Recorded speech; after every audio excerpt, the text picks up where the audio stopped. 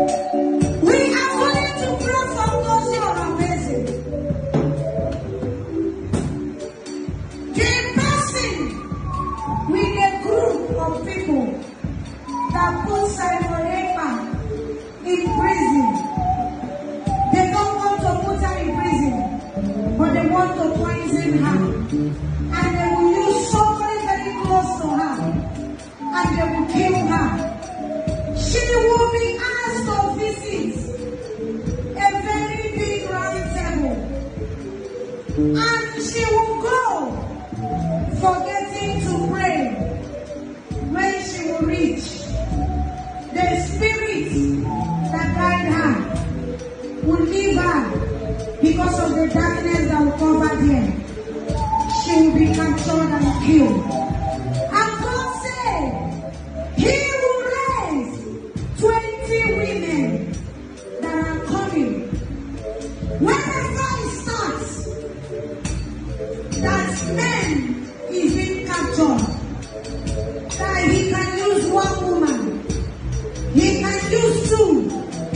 Remember, there is no war that a woman rise to go, and that war will not be the way the woman wants.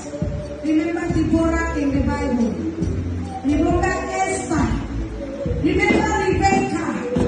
Remember Naomi. My dear, the children of Israel were captured for years. They were enslaved under Egypt. That is what is happening today. What happened in the olden days is starting to happen again. Because the affliction will not rise on second time.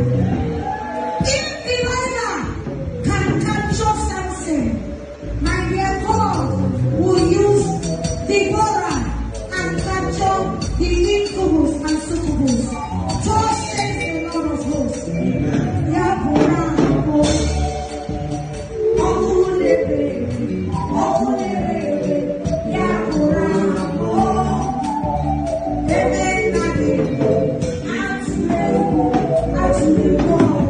Begin to pray wherever you are.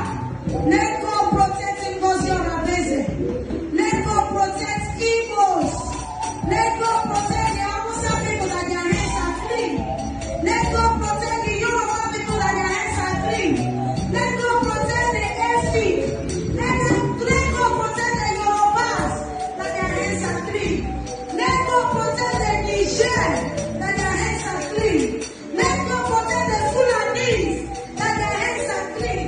Because in every 12 there must be a Judas. Pray! Any Ishmael that is after the children of God, let God destroy the evil plans of the Ishmael in the name of Jesus.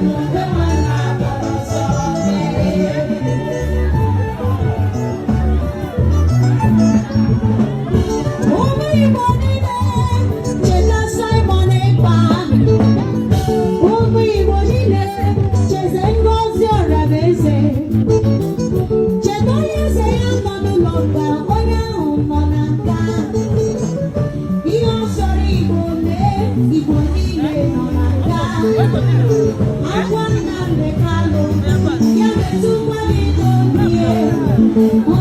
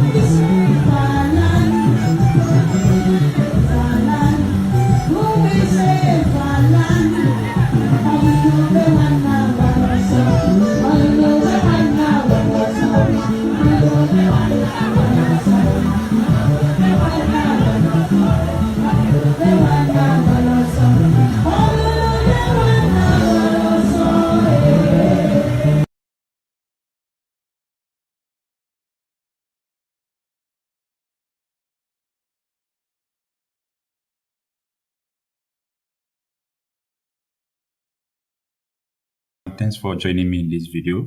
This is Sunday, the 11th day of January 2026. I am back to YouTube after a whole day. Yesterday, I was not online, so a lot of things transpired yesterday. Very early in the morning yesterday, there was a news of shock and disbelief that enveloped Ikoyi. Ikoyi is a historic town situated within the Orire local government area of Oyo State. Orire is Oriire. This is a historic town that if you want to know anything about old Oyo Empire, this is the destination where you are going to go.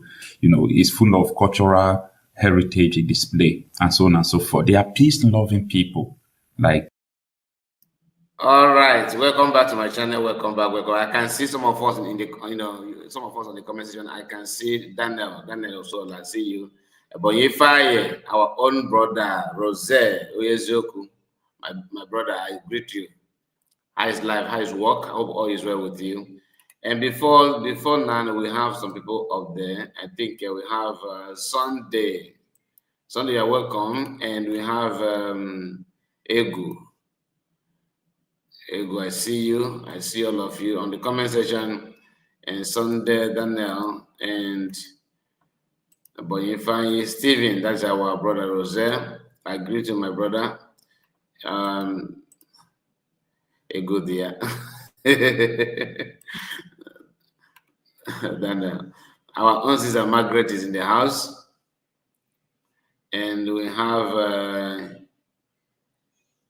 this your name is Dorag. I don't know. Is an email. This one is a pure email. I don't know.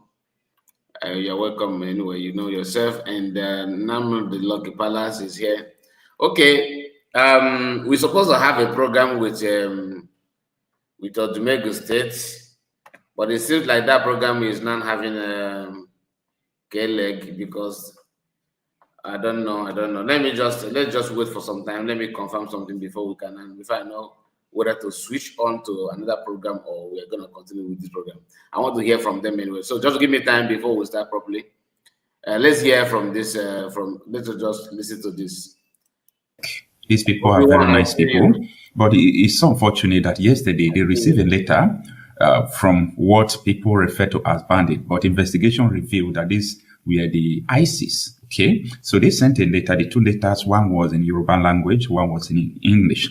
So the one in English is stated clearly that these people should wait for them on the 20th day of January 2026. Now, I'm shocked in the details of this letter. The ISIS said that the Nigerian government sent them to go and take over the Uriri, in this Ikoyi, in Uriri local government area, to take over there. That it is the Nigerian government that sent them, that they are coming on the 20th day of January, and they said that they should wait for them. And I want you people to understand the audacity, like the power, the authority at which these people sent letters. This is not the first time, this is not the second time they will send letter. Everybody will be aware of it. They will go there, they will carry out what they want to do. Everybody will still keep quiet, and the silence continue to grow. However, 3 weeks ago, this same ISIS sent a message openly in their handle. They said that every Christian in Nigeria will pay with their blood. After 3 weeks, they made a statement. They are killing close to 400 people now, just getting to 3 weeks. And here we are in Oyo State, in Yoruba community. They are now sending letters that they are coming to kill these people unless you get prepared. And what do they want from these people? Take over your community, keep paying them tax, continue to pay your taxes to them. So this is so disheartening. So that yesterday, this was what wanted to push me out, from what I was doing to come into online to do this particular video. But I tried contacting the police, and I was told that the police is aware of it. So that gave me comfort. It gave me comfort not because police will be able to stop this or police will be able to curb this, but it gave me comfort because now the government is aware. When I mean the government, it's not the people in the government who are sponsoring these people, but I mean the general public and the police, everybody. So it is no longer something that is news that people are not talking about since the police is aware. So the DSP Olayinka Ayanlade, okay, Ayanlade, okay, Ayanlade. So that is the name of the DSP. He actually spoke about that yesterday, and he said they are doing investigation. So I just want to let the police to understand that these people are ISIS. These people are ISIS. Investigation revealed that these people are ISIS. Now, these people, they are not, hiding their activities at all. They are not hiding their activities. I don't know whether they have released the profiling of the people, 30 persons they captured in the forest. They captured 30 people in the forest, they posted it, and a lot of people were sad that Amotokun said they are going to send them back to the north. That was a very big mistake if they actually send those people back to the north, because these people have surrounded every forest in Yoruba land, and they know what they are there to do. Take over this place, okay? When you finish taking over this place, it will be left with the Niger Delta and the southeastern part of the country. So it will be easy. The Kogi state is already taken over, especially the Yoruba-speaking part, Kogi West, the Agba, where all those places, they have been taken over by these people. So this is a systematic movement and Islamization of Nigeria. People don't want to hear this from me, that this is Islamization of Nigeria. Some people say, oh no, it is Fulanization, but come on. Islamization, it has a process there is a very written, stipulated approach to it. So when you see the approach being implemented, it is Islamization. Now, I can't just understand this, that you as a person, you said you believe in God, and you say that the mandate God gave you is to make sure you convert people. If those people refuse to convert, they become infidel that will pay taxes to you. And if they refuse to pay their taxes, you can kill them. Like if you have a law, Nigeria government recognized this law that said that if you fail to convert, you pay tax. If you fail to pay tax to these people, you will be killed. Nigerian government recognizes this law and they put it in the Nigerian constitution. And some of you are fooling yourself. No, I want you to get this understanding better. Take a listen. Muslim said, Islam spread by the sword. So what? And we gave them the choices between accepting Islam or paying taxation or facing the possibility of going to war. But to say, no, Islam was not spread by the sword, this is not true. What is meant by it is mentioned, which is to fight. To fight the people until they accept the religion or to pay taxation. And this is clearly mentioned in chapter 9. Okay. So you have to fight them until they give the taxation. In Islam, when we conquer a country, of course, there's nothing peaceful about it. But look at the amount of Muslims coming in to Islam. They are in the thousands, in the hundreds of thousands, in the millions. Now, I hope you understand what this man said. It's just a simple English, so everyone who understands English will be able to understand what he said. There is nothing peaceful about this. They have the mandate to fight people until they convert. Now, the question I'm still asking today, because like you know me, I don't think only at this moment. I don't only think about what is going on now. I also think about generations to come. And that is why I am able to even tell you what is going to happen tomorrow. It will happen because I think generational. Now, when you have these people in a place with you called a country, and you believe this is manageable, this is not a dangerous diversity, like we can manage these things and we can make Nigeria to be great. I'm sorry to say that, I don't want to use the derogatory word, but like you have to manage your insanity the way you think. These people have it in their constitution. That is the constitution Nigerian government have recognized that some people can be able to practice it. And in that constitution, if you are a Muslim, you convert to Christianity, you shall be killed. Nigerian government recognizes that, right? So when US says that Nigeria must stop Sharia law, they understand that Sharia law, like the details of Sharia law, is just a hub of Islamizing anywhere. It's a hub to Islamizing anywhere. Now, in this law, it states that you can't live with people who do not believe with you and keep quiet. They are infidel. You've tried to convert them. If they refuse to become Islam, then they have to pay taxes. If they refuse to pay taxes, then you can kill them. That was what ISIS was saying. And the media houses in Nigeria, a lot of them are not interested. But thank God for Arise News, especially Ayo. I know that if it is only Ruben Abati will like not to say anything about it because he don't like saying it. When they are speaking about it, I used to see his body language. You understand? So I saw the Arise News. They analyzed this issue of ISIS, saying that they are going to kill the whole Christians in Nigeria. People are calling it a murder threat. Imagine if it was Christians that threatened these people that they are going to kill all of them. The whole world will be raising an alarm. UN is going to sit. UN is a very bad and dangerous organization. African Union, you see the reason why Trump wants to withdraw from all these useless international body, because they are so useless. A whole 150 million people have been threatened to be wiped out by ISIS. UN did not speak. African Union did not speak. How you people think this thing, it doesn't matter? And look at, they are sending letters to communities, killing people. Like, what the hell is this? And after that, some people will also say, okay, what are you going to do you yourself? If you want to know what I want to do, I will tell you that what I want to do is what I'm doing. I have to create the awareness. Somebody must speak the truth. Somebody must let people know what is actually going on. So it is so disheartening. Now, let me summarize the details of what is going on now in this Yoruba community as panic has enveloped the community. This is the details of this article. It says that panic has gripped residents of Ikoyi in Urire, local government area of Oyo State, following the discovery of threatening message believed to have been left by suspected bandits. Just as I told you, what the people are saying, they call these people bandits, the people that bomb, bandits, the people that kill, bandits, the people that assassinate, bandits, the people that kidnap, bandits. But it takes investigation to understand that these people are ISIS, not the normal bandits they call them. Okay. Now, he says that they're prompting the police investigation into their source and purpose. Okay. The Oyo State Police Command confirmed on Saturday that the notes were found in the community, sparking fear after rumors spread that armed attackers were planning to strike the town. Okay. Ikoyi lies within the same local government council area where 5 forest guards were killed near the old Oyo National Park. Do you understand? I made the video how the Oyo State Governor say Makinde raised and that their forest guards were killed.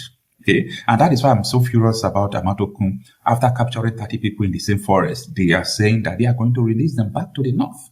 It's insane.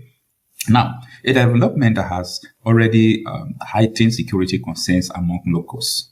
According to finding, 2 separate notes were dropped at a different point of a building in the town, one at the front and the other at the rear.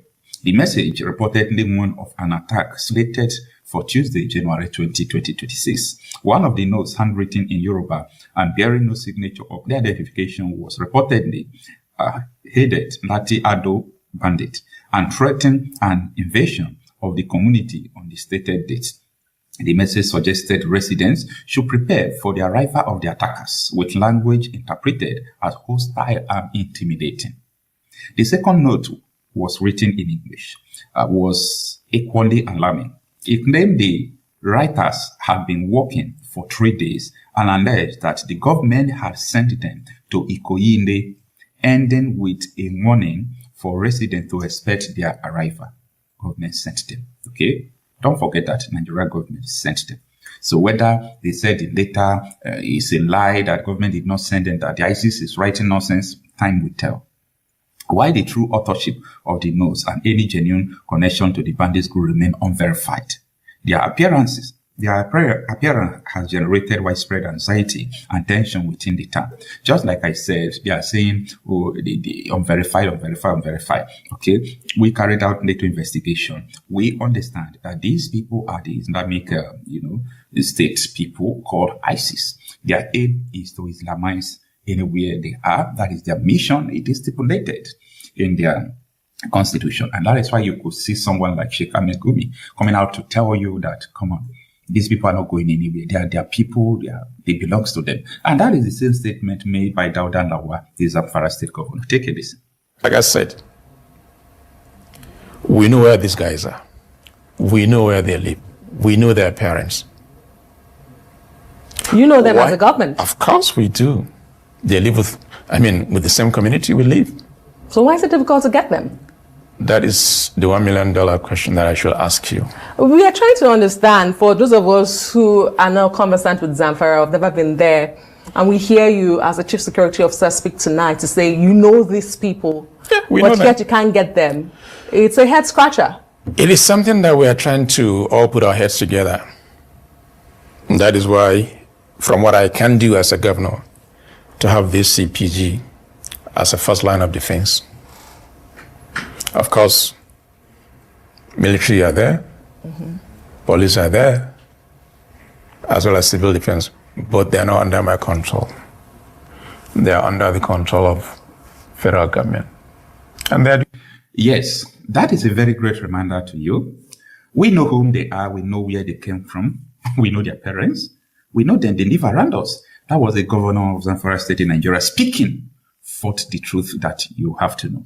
So you can see the connection why when these people said it is government that sent us, we don't doubt it, because the government are aware of, the activities of these people. They know whom they are, and you can see people in Nigeria saying these people are going nowhere. I pity every Nigerian who still don't understand that it is not only about you forcing yourself or people forcing you against your will to convert to Islam. It is also about you becoming a slave. It is also about you being killed. The choice is yours. Anyway, let me know what you think about this. I'm Okochapi myself. I am a conflict and insecurity reporter.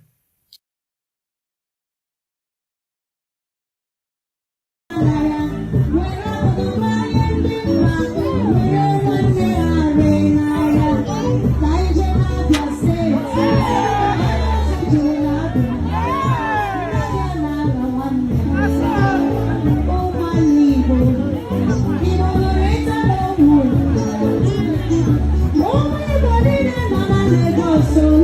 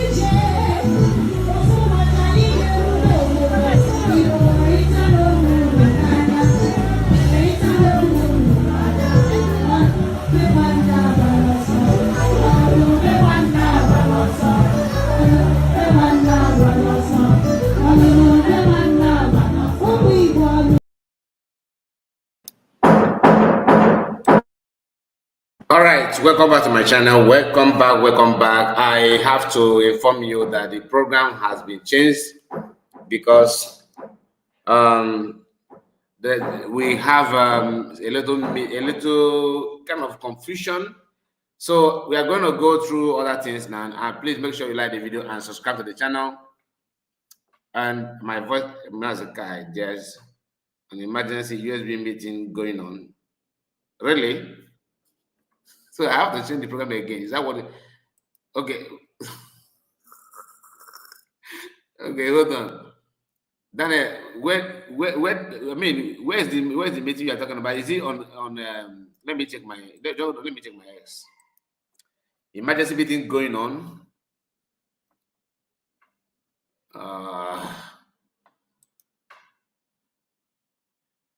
Daniel also, I hope you are not today is not April.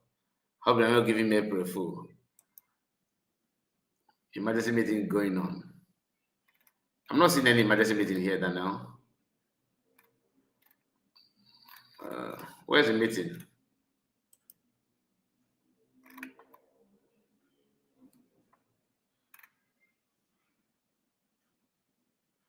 United States. Okay, emergency meeting. It's true. Zoom is open. Wow. Okay. Let me see that. Let me see that. I thought I'm not aware of it. I'm not aware of it at all. We are enjoying this.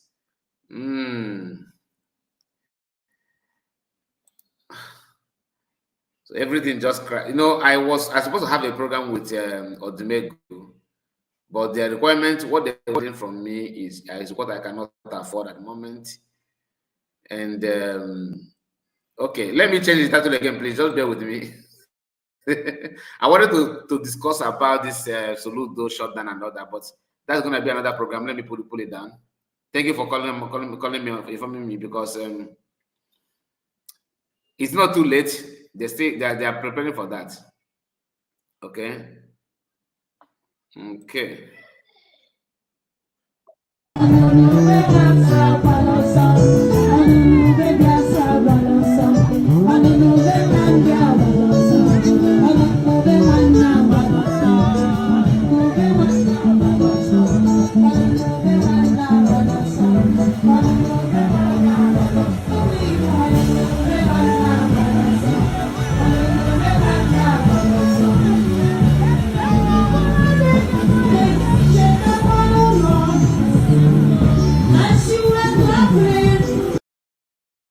Okay, let me just inform you that the program has not started, but it has been scheduled. Of course, it will start any moment from now. It will start any moment from now. And what I can see here is it's supposed to start at the moment, according to what I'm seeing here. But let's wait. So we are not actually late on that. We are not late on that. Let me quickly change the title of the program so that we can switch on that.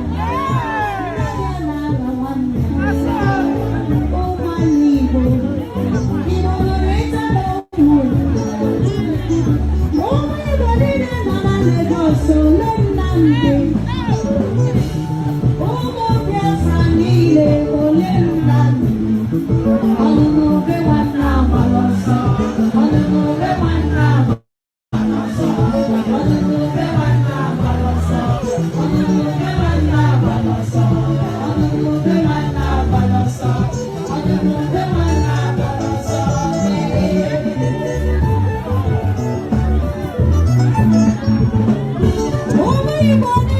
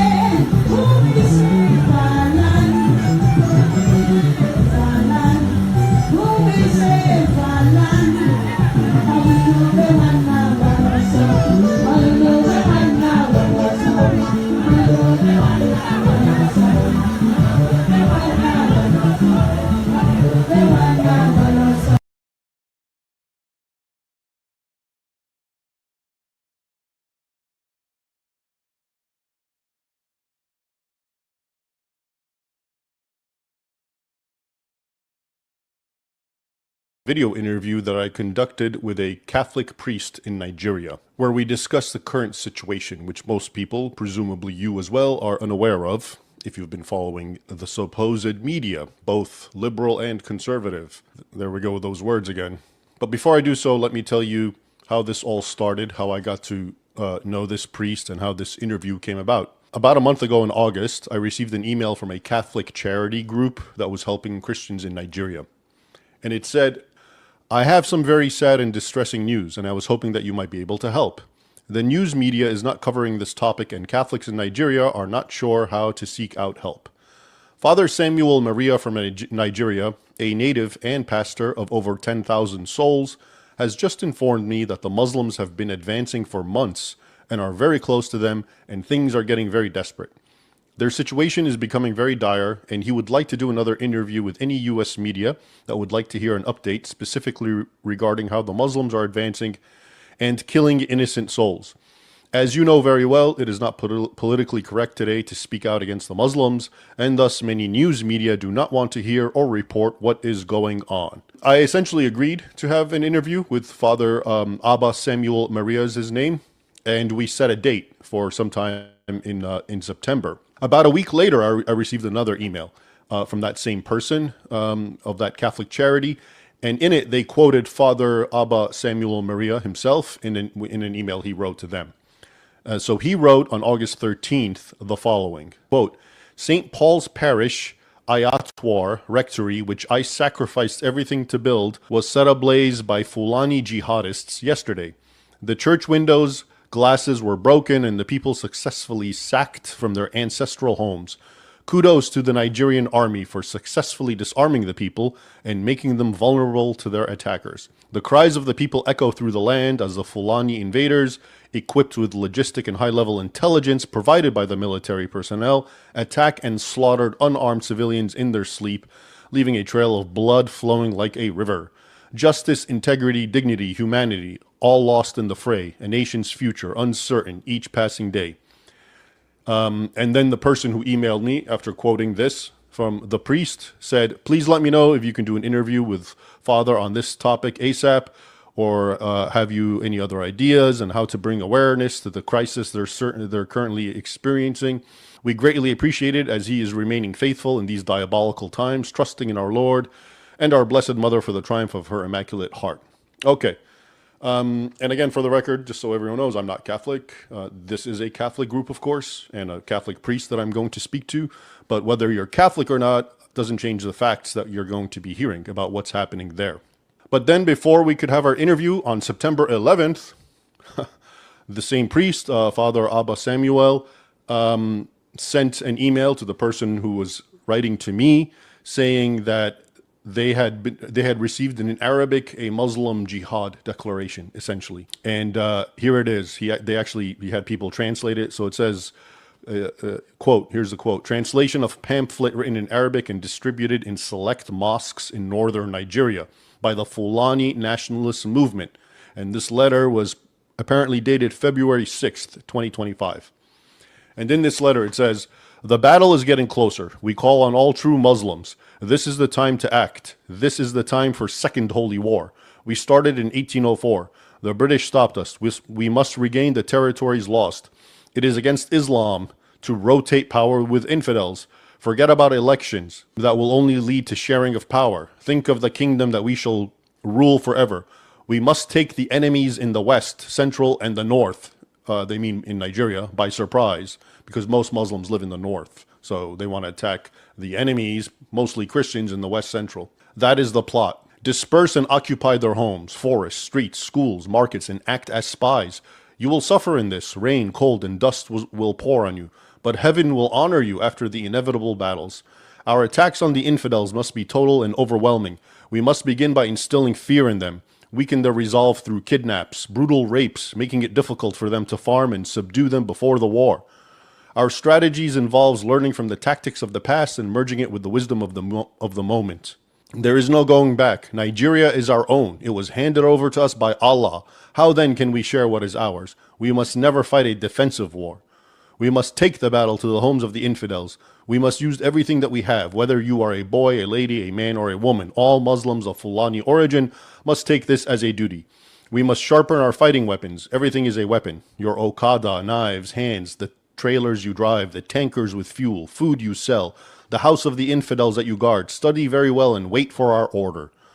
Exploit the weaknesses of the infidels. They're lousy, lack discipline, sleep like fools, love parties and dances, lack focus, mostly unobservant and unarmed.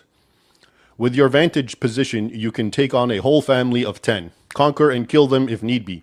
The battle must be fought in their homeland. The middle belt must be totally crushed. They are few and divided. Never trust anyone in the east and south, which is Christian majority. Not even their filthy Muslims who do everything Allah rejects. Get yourself prepared. The battle is near.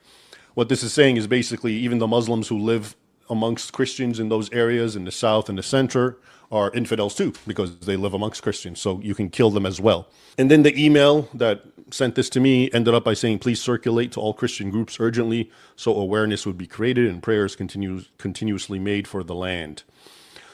Okay, so you will now see the interview that I conducted with Father Abba Samuel Maria.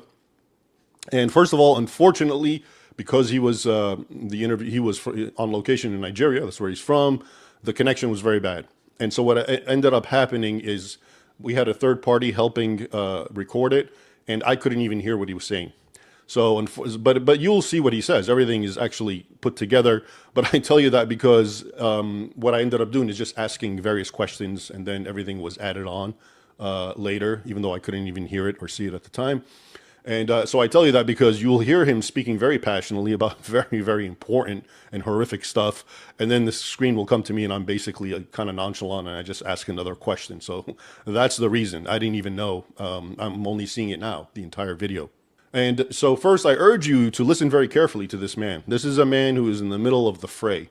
Okay, this is what's really happening where Muslims are actually half the nation. Think about it. Nigeria is half Christian, half Muslim.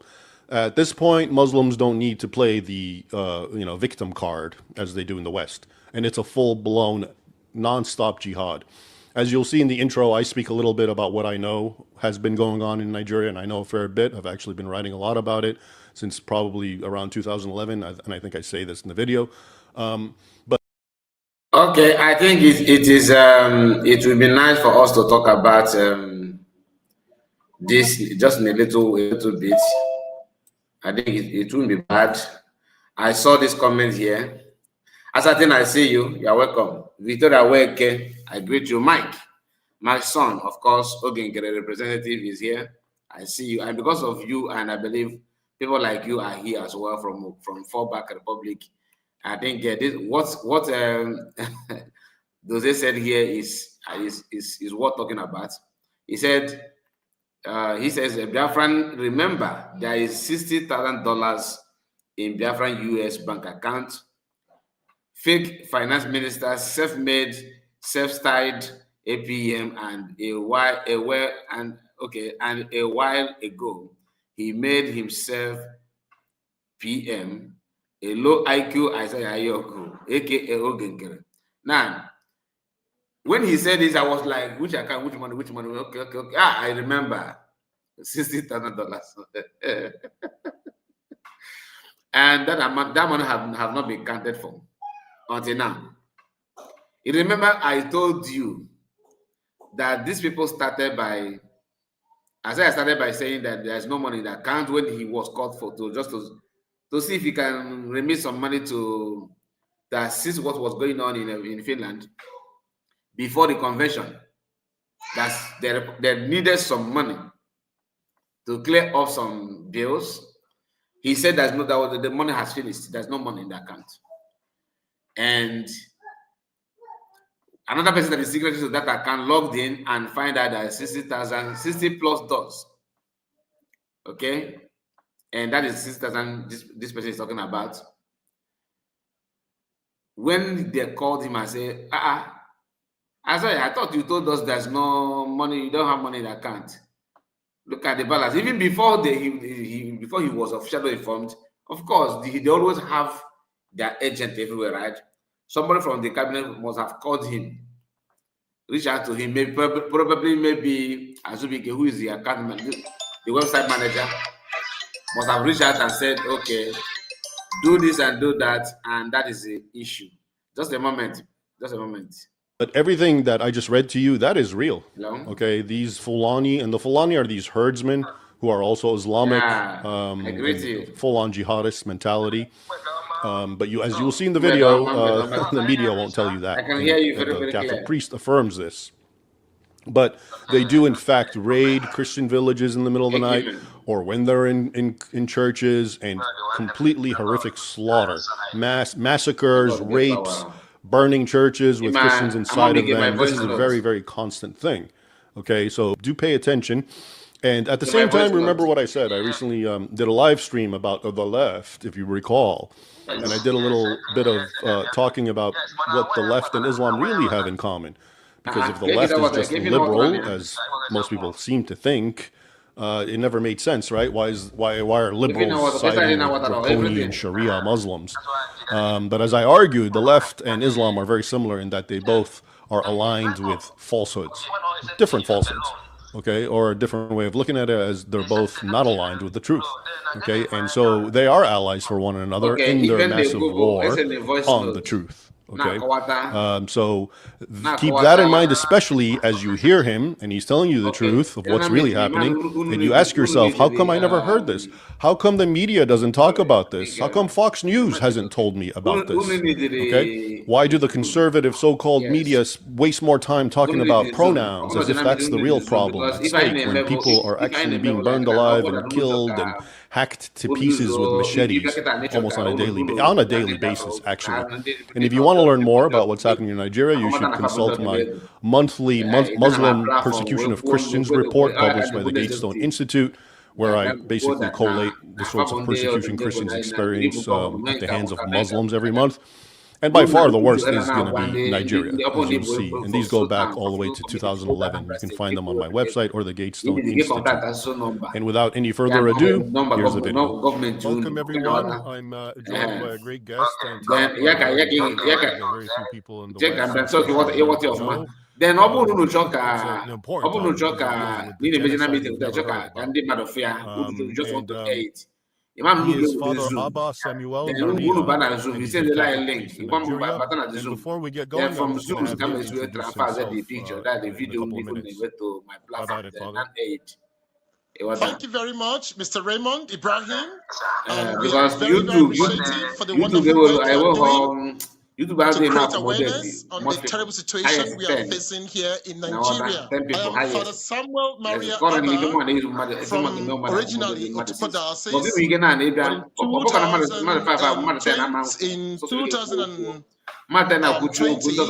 after the pandemic of the so-called pandemic of the COVID-19, I began the congregation of the Sacred and Immaculate Hearts of Jesus and Mary congregation, where we keep the traditional Catholic Mass on faith and morals of our one holy tribe and apostolic faith of the Catholic Church. So I thank Mr. Raymond Ibrahim for this interview. I will begin by telling you and the viewers what I know about the situation in Nigeria, which I've actually been following for probably since at least 2011. And I look forward to you, like I said, correcting the important points. So what I recall with Nigeria is basically it's half Christian, half Muslim. That's the way it's usually portrayed. And the Muslims generally seem to be in the northern region, and the Christians generally seem to be in the southern region. And in the northern region, you have various forms of Sharia law and so forth, and it's not exactly ideal for Christians to live in the north. But I think Nigeria sort of came in the spotlight somewhat in the international scene with the rise of Boko Haram back in the, like I said, 2010 or whatever. And they are, of course, an Islamic terrorist organization, which definitely targeted and massacred and slaughtered and killed Christians and bombed and blew up their churches, many of them, dozens. I would say, actually, because I write reports every month about the persecution of Christians around the Muslim world, it's very clear Nigeria is apparently the absolute worst, okay, at least when it comes to the numbers of Christians who are being killed and just being persecuted and churches being attacked. Anyway, that went on for a long time. until somehow maybe like, I don't know, 5-10 years ago, all of a sudden it became the Fulani herdsmen who started now taking up the slaughter of Christians. Okay. But the narrative changed. So now the Boko Haram, from my perspective, seem to somehow fade in the background. We don't hear too much about them engaged in acts of terror as before, but the acts of terror are greater than ever. And now they're at the hands of these so-called Fulani herdsmen, who I believe the vast majority of them are Muslim.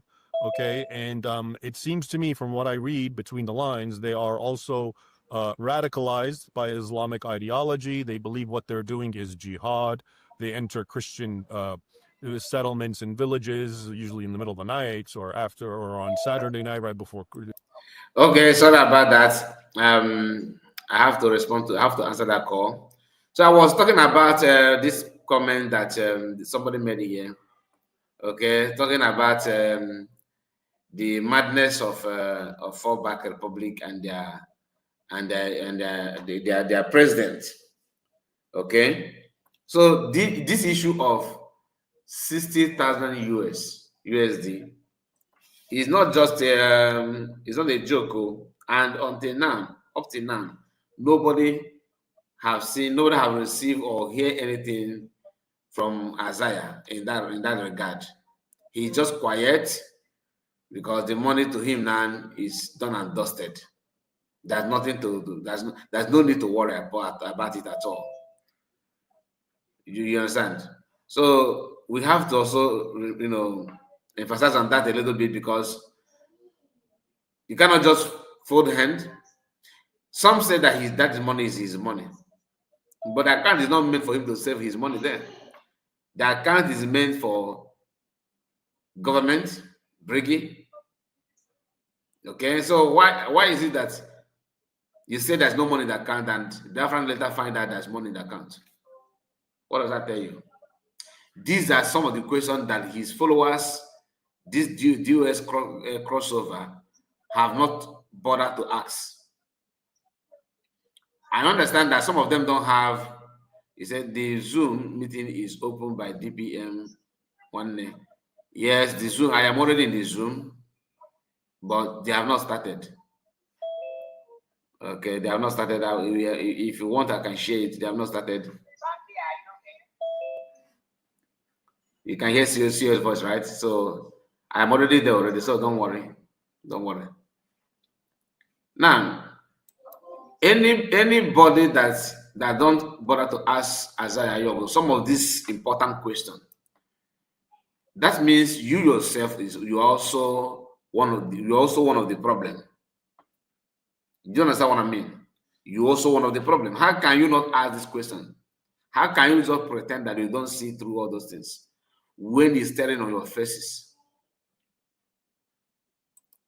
Just imagine that a finance minister telling you that that the money you contributed in his account is no longer there, the money has finished. That he have just spent everything, that there's no money left over. Second person who happens to be assistant, that person is not able, that person cannot withdraw money from the account, but the person can check the balance in the account. He or she logged in and find out that, look, so amount of money is in the account. The person did not just log in, he took screenshot of the money, the balance, and dropped it in the executive platform that every cabinet member can now get hold of. After the person who's supposed to be in charge of the account have already told the organization, the cabinet members, that there's no money left in the balance. There's no money left in the account. The balance is zero, running in 000. You know what I mean by that? There's nothing inside the account. Only for them to discover that you still have $60-something thousand in the account. Okay? So you now ask yourself, what is his intention? What is his agenda? Because you understand that the money that people are requesting is to facilitate the declaration. So when some of you claimed that Ngozi just said Mazamukan is committed to stop the declaration. That nobody just said that because she just want to use that to deceive Biafra. Can you just imagine that? What is deception? What is that thing that you think that is she's going to gain? Let us be real. You plan for the whole year. You plan for the whole year to declare Biafra. It not just come, out of nowhere. This is something that you agreed as a cabinet members. You announced it, you voted for it. Not only voted for it, you also conduct self-referendum, meaning that you have a target, you have something that you want to achieve with that time frame. You were there when they discussed on how to rent the hall, the plan, and the logistics, everything is well discussed in your presence as a cabinet member. You are aware of it. Then you now travel from your country of residence to Finland to get that thing done. Only for you now to discover that one of your members, who happens to be a finance minister, is now telling you that there's no money in the account. There's nothing we can do. Just to delay it. If truly he wanted it to be declared, what do you think he want to gain when he said that he's going to transfer money to facilitate that declaration to maintain the date that everyone had planned for the whole year? He said there's no money in the account. Remember, that money was needed, immediately, and the time is fast approaching. In other words, it is something like emergency call. The requirement, the thing that the money needed is kind of an emergency, something that they need to attend. And what happened? He denied that there's no money in the account. They now called him after noticing that there was money in the account. He refused to come. He refused to come. He don't want to attend. The same person now is not telling you that Ngozi declared it, change the date. Don't you think that why the person have issue with that date? Because the thing, what he wanted to do on 2nd of December has been cut short because Biafra declared without him knowing. That means let's assume, for example, you plan to carry out riot or maybe to disrupt something that's going to happen. Tomorrow is Tuesday. That you already know that, okay, let me use Wednesday, okay? You plan to do something, let's say something is going to happen on Wednesday, and without informing people, you have already made a different plan on how to stop what is going to happen maybe in your church or your place of work on Wednesday. You want to protest, you want to stop it, this your plan is secret. You want to hit them with that plan without letting anybody know. Now, the people in charge, they not notice or suspect that maybe something may happen on Wednesday. They decided to do it on Tuesday. Okay, they were taking on our way. Exactly, that's the word. He said to take them on our way and declare from Tuesday. Now, in that moment that the Biafra is being declared, or you carried out that operation on Tuesday, okay, you now see those who plan to counter that plan, what you plan to do on Wednesday, those who plan to disrupt you that day. For you to know, those of them are those who started agitating why do you carry it out? Why must you do it on Tuesday instead of on Wednesday? Because of course they will be angry. Why? Because you have disrupted their own plan to disrupt you, like you maga the maga, you know. You not maga the maga. You know, they want to take you unaware. You took them unaware. So understand the side, their cry, understand their tears, understand it. It's not easy. That's why I said one of the most difficult jobs to do in this 21st century is saboteur job. in this modern era, Kita on this age, to work as a saboteur is no longer what it used to be. Say, Kai, they have started. Okay, thank you so much for that. More Biafra, Uno do very, very alert. So much for this opportunity that we gathered ourselves. Thank you so much. Thank you, my brother. About the nature that you have blessed us with already. We ask that this meeting will result in great transformation and transformation of what we are doing. That Biafra that is arised already will stand firm. Every platform that is listening to us, let your blessings flow into their lives. Prepare us for the issues that we're dealing with. Resolve them for us, Lord, and we'll move forward to establish our nation as you have designed to do so.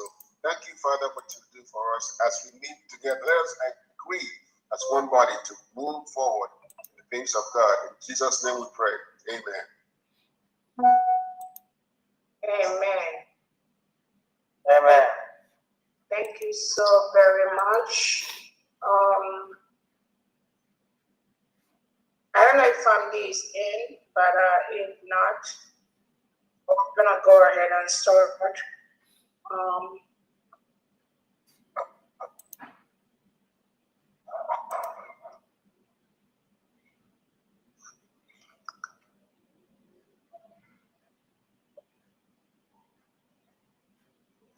It's okay. John Robert, let me know. Listen. Yeah. Okay, we'll have to start now. Okay. Yeah. All right. Thank you Thank so you, much. Leslie. My compliments. I want to appreciate all the cabinet members present, all the generals, and all the honorables. And I also want to pass this message to all good citizens of Biafra. When you understand that this is a special meeting tonight, and this meeting is a meeting ordained to equip all and to help us to march forward, because we're just at the corner, very, very close to our destination. And at this moment, I would like everybody, if you are not talking, to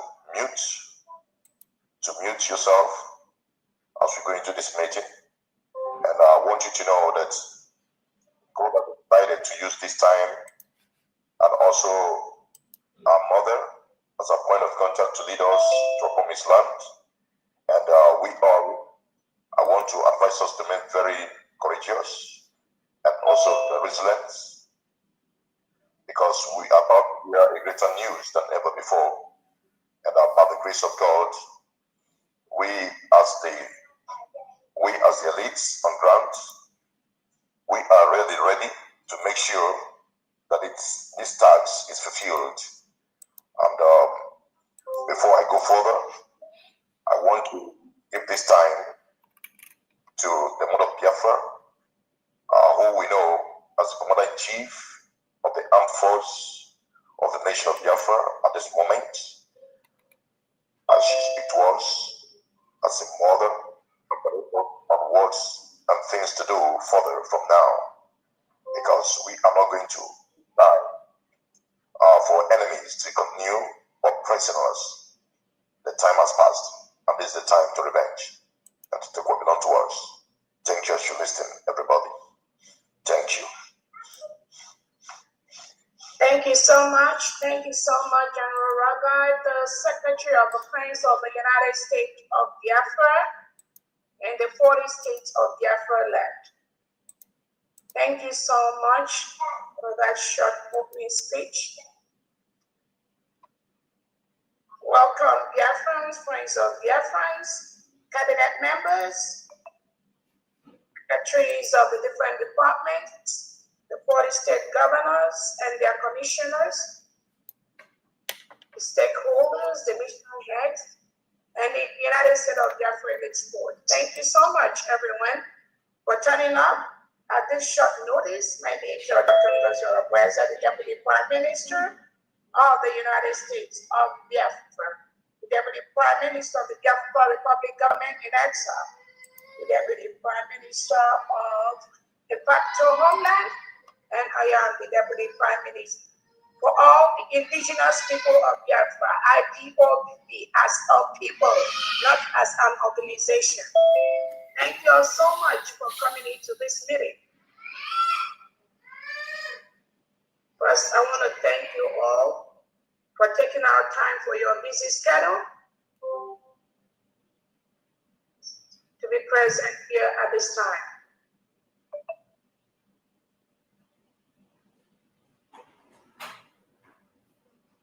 This emergency meeting is called in response to the direct attack on Biafra people by the Nigeria terrorist state.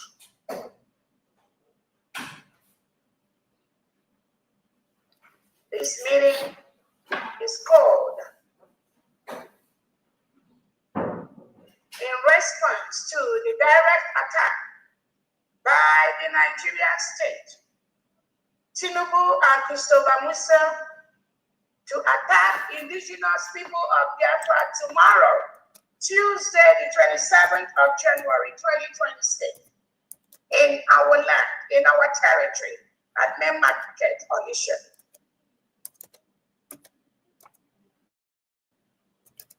This meeting is in direct response to that. We all are fully aware that the United States of Biafra was declared on November the 29th, 2024 in Latifindland after a self-referendum where over 50 million Biafrans, indigenous people of Biafra, voted to exit Nigeria, both online and physically at homeland.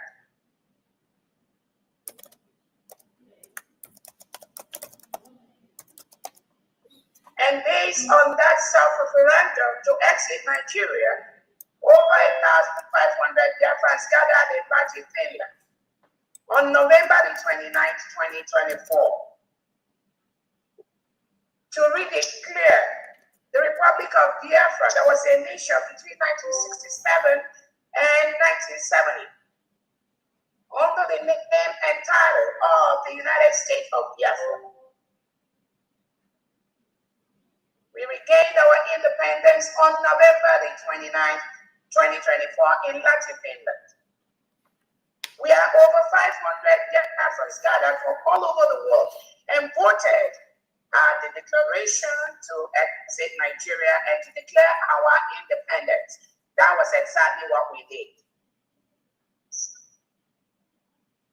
We have peacefully written to our sister country, Nigeria, to withdraw every Nigeria force in Biafra territory.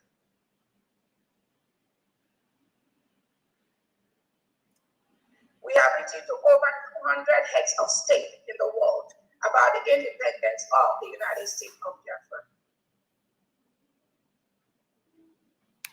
We are forming our allies who are supporting us. Our allies include those countries that supported Republic of Biafra between 1967 and 1970 and never removed that support as we speak today. And more allies that are supporting the United States of Biafra.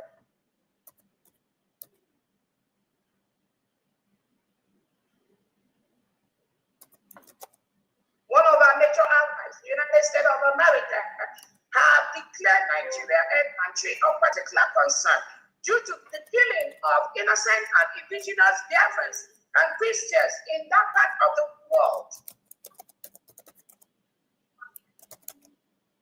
We have our other allies that are doing different things in their own capacity to ensure that the conflict, the dissolution of Nigeria happens as quickly as possible so that people can live.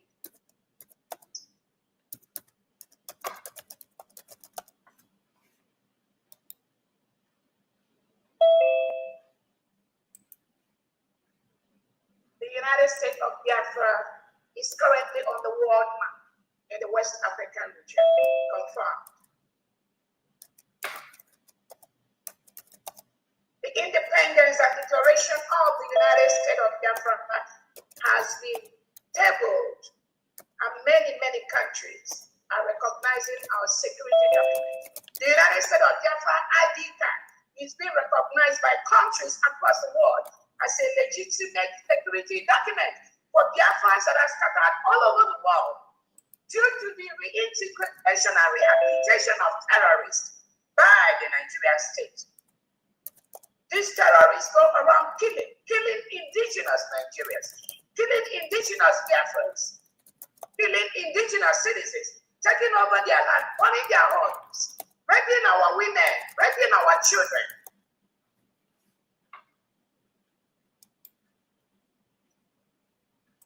All the Nigerian politicians, Tinubu and Christopher Musa, what they are bothered about is reinstating themselves in power, continue to be in power, to continue the killing of indigenous Nigerians, indigenous Biafrans in that enclave called Nigeria. That is why the United States of Biafra have exited, working closely with our allies to ensure Nigeria must be dissolved for people to leave. Thousands of indigenous Nigerians are being murdered by the sector. Thousands of Christians are killed every day in that enclave called Nigeria. Thousands of innocent Nigerians are being killed by the Nigerian state through the policies which they initiate. And one of their major policies is what gives them the room in the membership of the Organization of Islamic Cooperation to reintegrate and rehabilitate non-terrorists into Nigeria. That is why no one can stop the killing of Christians in that enclave called Nigeria.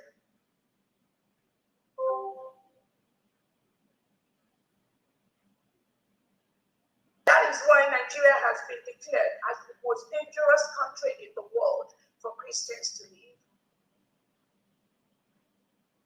That is why Nigeria must be destroyed, must crumble, so that the indigenes can start rebuilding their lives in the best way fit for them. The dissolution of Nigeria must happen for indigenes to live. The dissolution of Nigeria must happen for people to live. The dissolution of Nigeria must happen for the human rights of individuals to be respected.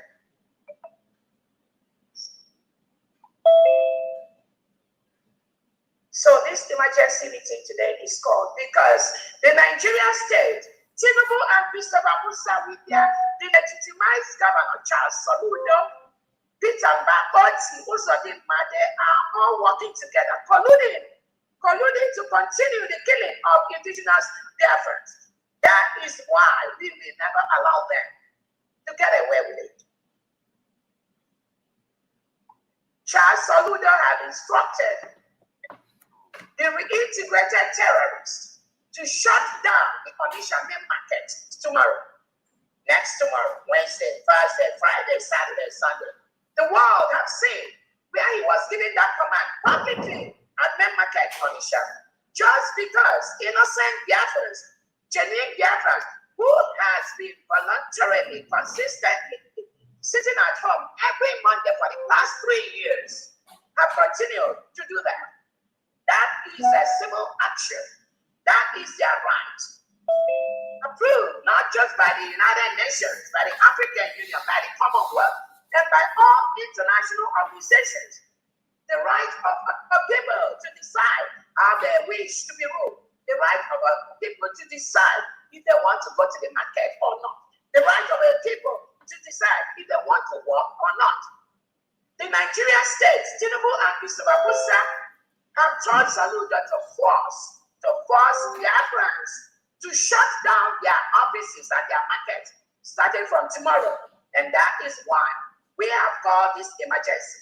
I am ordering every single Biafran tomorrow. Open your shop in main market Onitsha from tomorrow, Tuesday, Wednesday, Thursday, Friday, Saturday, Sunday, and hereby commanding the United States of Biafra elite to be on the street of Onitsha, the whole of all Anambra states tomorrow, starting from tomorrow, the 27th, to ensure that the reintegrated terrorists brought into Biafra territory by Charles Soludo, Tinubu, and Christopher Kamusatu shut down the offices, the market of Biafras. We will take them away. We will remove them from Biafra land from tomorrow. The people of Biafra has suffered enough in the hand of these terrorists of Nigeria, using delegitimized Biafrans like Soludo, Oti, Mba, and Co. to colonize, not just colonize indigenous, innocent Biafrans, but also to subjugate them to slavery. By what he has done today, this morning, all of us saw that. It's all over social media, where Charles Soludo was commanding the indigenous people not to open their store from tomorrow, Wednesday, Thursday, Friday, Saturday, Sunday. I am calling their friends tomorrow. You must open your store, and this is why you must make sure this happens. Soludo must leave Biafra land. Currently, he and Nigeria, they are currently occupying a foreign nation. They are currently occupying a sovereign state of the United States of Biafra. They are forcefully now currently occupying the land of the indigenous people of Biafra. Of which Onyedu Namikano is our leader, whom Nigeria have locked up. Our Prime Minister Simon Ekpa, who Nigeria colleagues Finland to lock up. And that leadership has fallen under my humble self, Dr. Orowese, with the United States of Biafra secretaries and cabinet, with the 40 state governments and their commissioners, with the stakeholders in the homeland, with the heads of missions cut across the world, and more important, on the head of the United States of Biafra and its court. The time has passed when Nigeria state brings in these terrorists that Soludo is bringing in, the mobile operation to disrupt, to tamper anywhere in Biafra land. The time has come. Starting from tomorrow, the edit squad must make sure no agent of the Nigerian state disrupts the opening of the market church. Tomorrow, I will show you that the people, over 17 million Biafrans, have voted for the United States of Biafra leadership. You are just there temporary with your delegitimized government. You must leave Biafra land. We will make you leave. It is the right of the people. That must be respected. When the people have declared, that must be respected. Nobody, no country, no organization can stop the wheels of the Biafra people.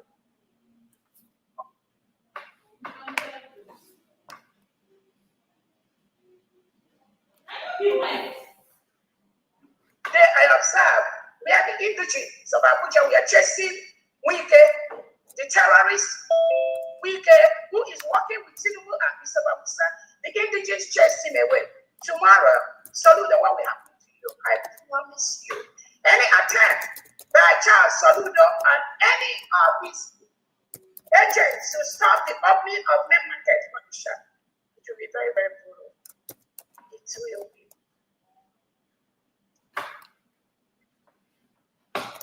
The people have the right to go to market. They have the right not to go to market. By Charles Soludo trying to force Biafrans to shut their market, I will stop you tomorrow, Charles Soludo. Is a promise.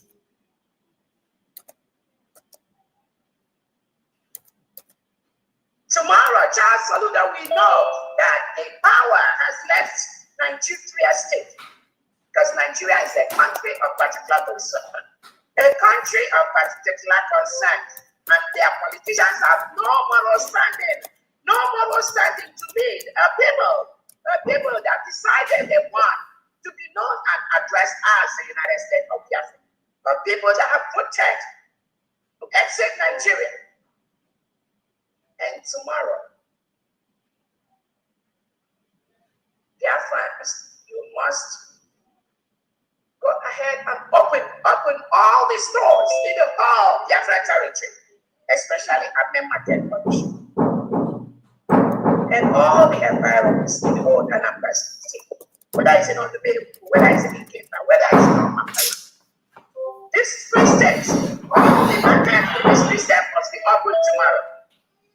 And the United States of Biafra elite squad will be on the whole streets of Anambra State tomorrow to ensure that no terrorist sent by Soludo will tamper with the wish and the will of the people to open their market peacefully tomorrow. And the next tomorrow, Wednesday and Thursday and Friday and Saturday. The voluntary mandate at home continues in the whole Biafra territory. And the Kano is released back in Prime Minister Simon is released by Finland. And until we fully protect the body state of Biafra, that is the only time this voluntary system will stop.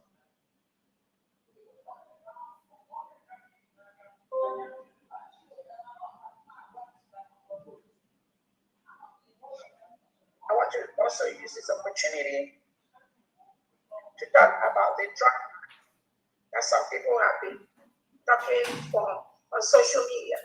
We need to tell them this, when you don't tell them that. And I want their friends to be focused. These are the distractors of the Nigeria terroristic. They come from all forms, from all walks of life. And what is their intention? To disrupt what we are doing, to stop the restoration of the United States of Biafra, to stop the protection of our new nation. They have lost it. They do not have the power to do that. We are ready to ensure that we use all the available legal means to protect the Biafra people from these terrorists represented in Biafra territory by Council.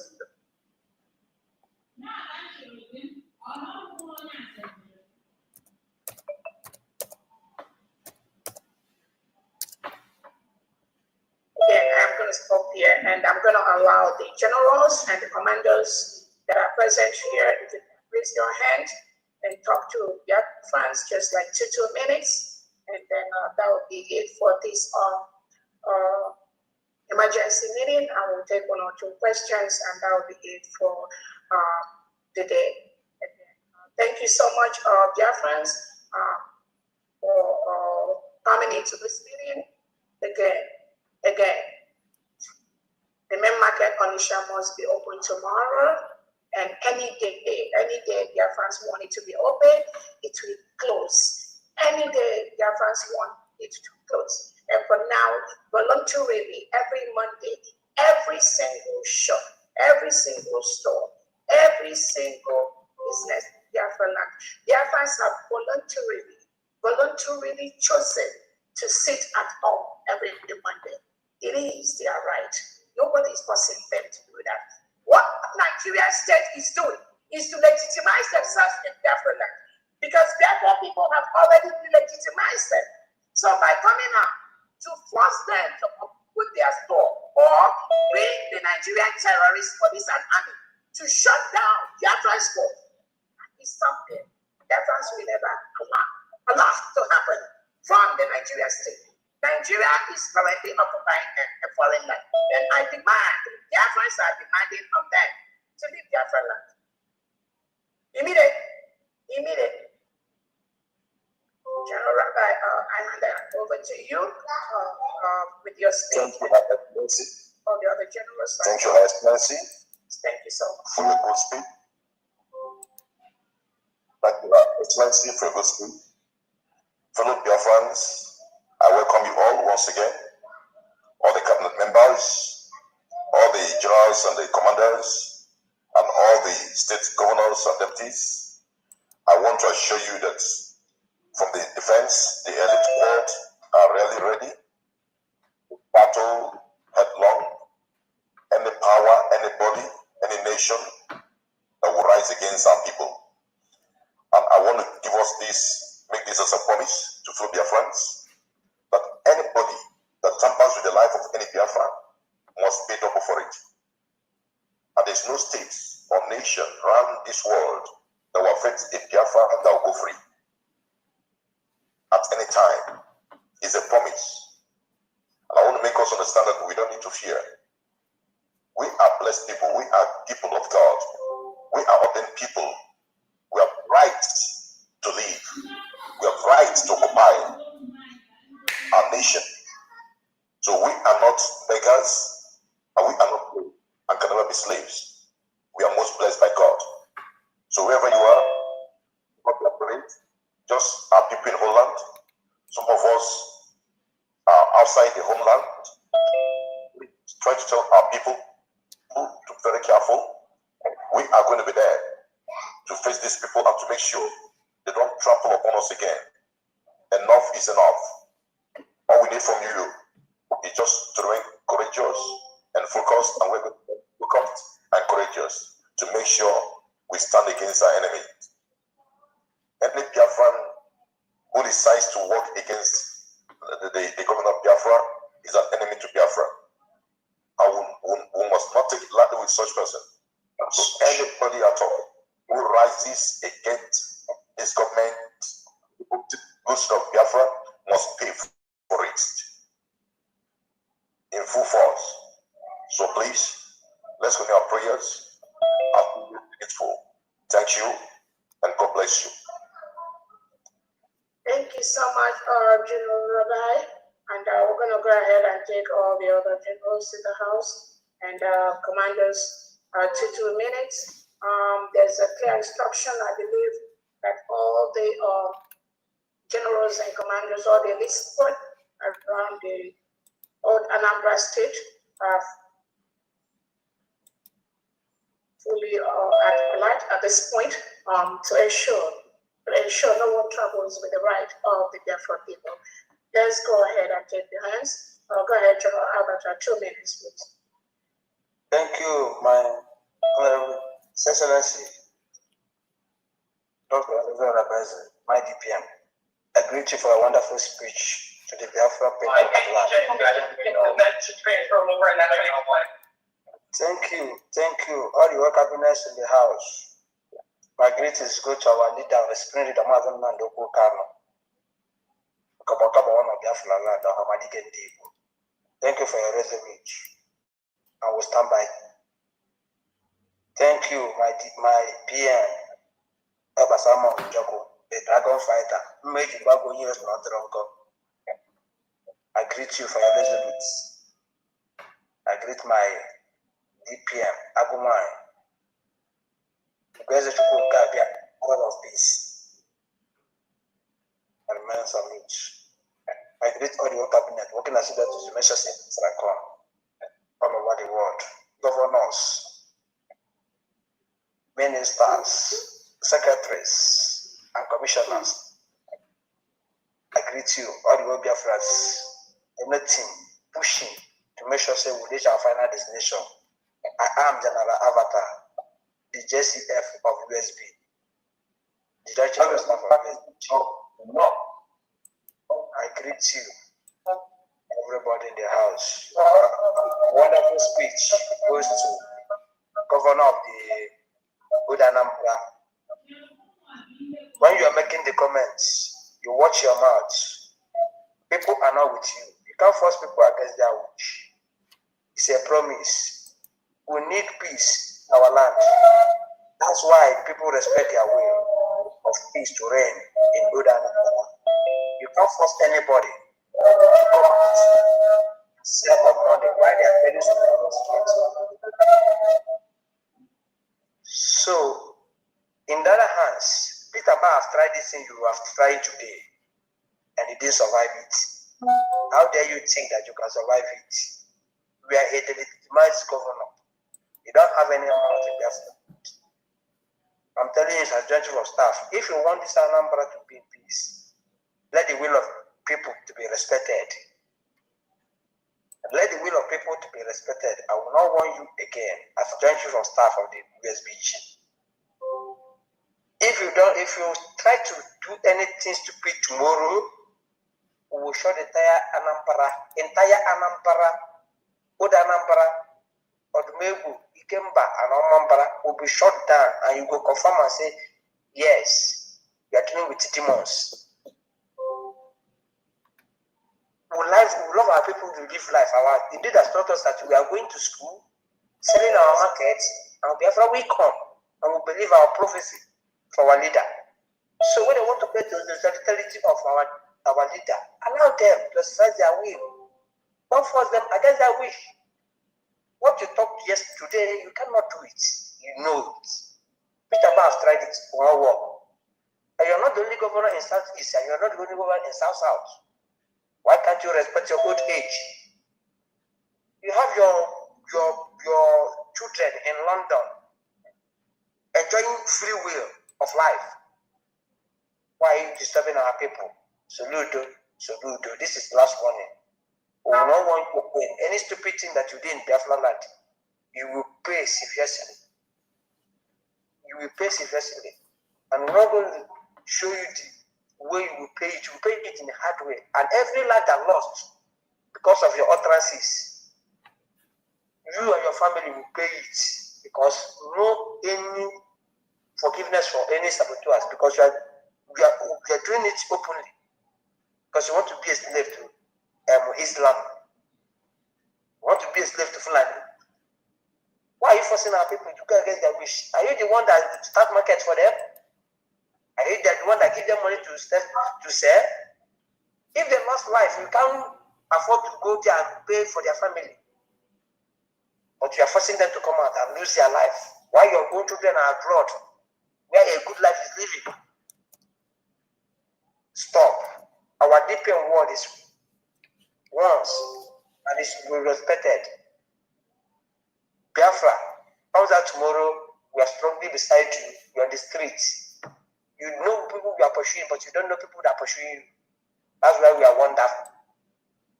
So you should respect yourself. And you that's in military uniform, respect yourself. Yep.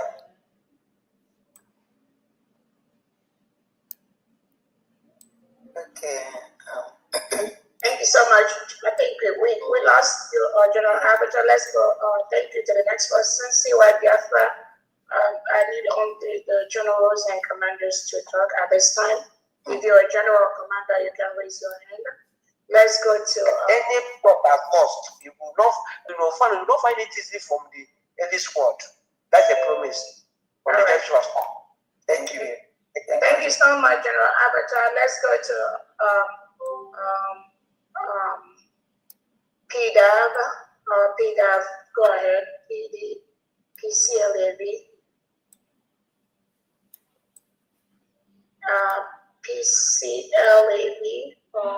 PCLAV. Let's go to General Caterpillar. Go ahead.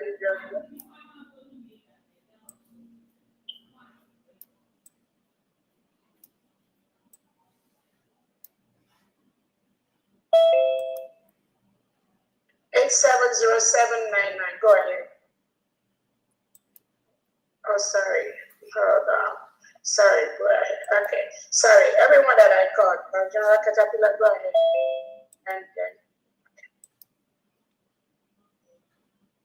870799. Go ahead. This is Jimo Bioru from my generals and everyone here. Yes, the order has been passed tomorrow, and tomorrow will be somehow in Biafra land because of we don't know the way of our supreme leaders court case, how it's going to be tomorrow, and the issue of Jazz Soludo. The whole Biafra land is somehow, so everyone, every commander, and in each of your command, you should be careful of whatever is going on tomorrow. Our people must be secured. So those people around Onitsha, we are also closer to that place. All action and all attention should be focused around that area and every of our area. So my commanders and generals, please, we should take note of this. Thank you, my DPM. Thank you so much. Big clap, go ahead. Thank you so much, Commander.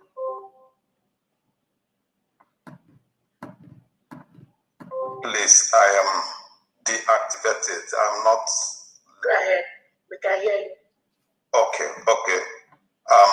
Good evening, my dear brothers and sisters.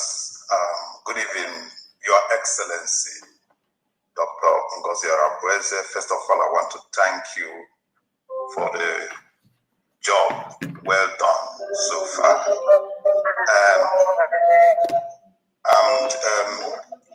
It is somehow, probably as a distraction song, it is somehow embarrassing that Soludo should force our people who are doing peaceful demonstration just sitting down in their home to demonstrate their solidarity with our Onyendu who is being held in prison.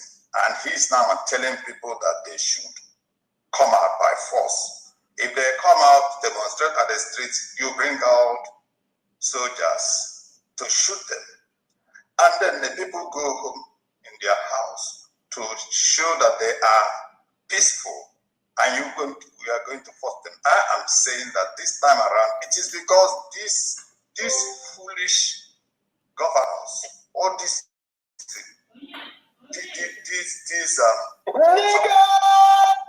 because they are left untouched. That's why they are doing this. I am saying that this time around, tomorrow, that Soludo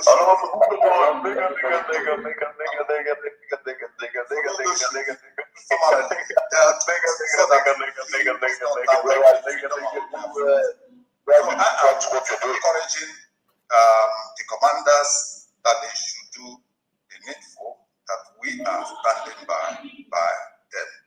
Soludo, Governor Opus Odema, Governor Peter Mba, I don't know the name of that one in Ebonyi State.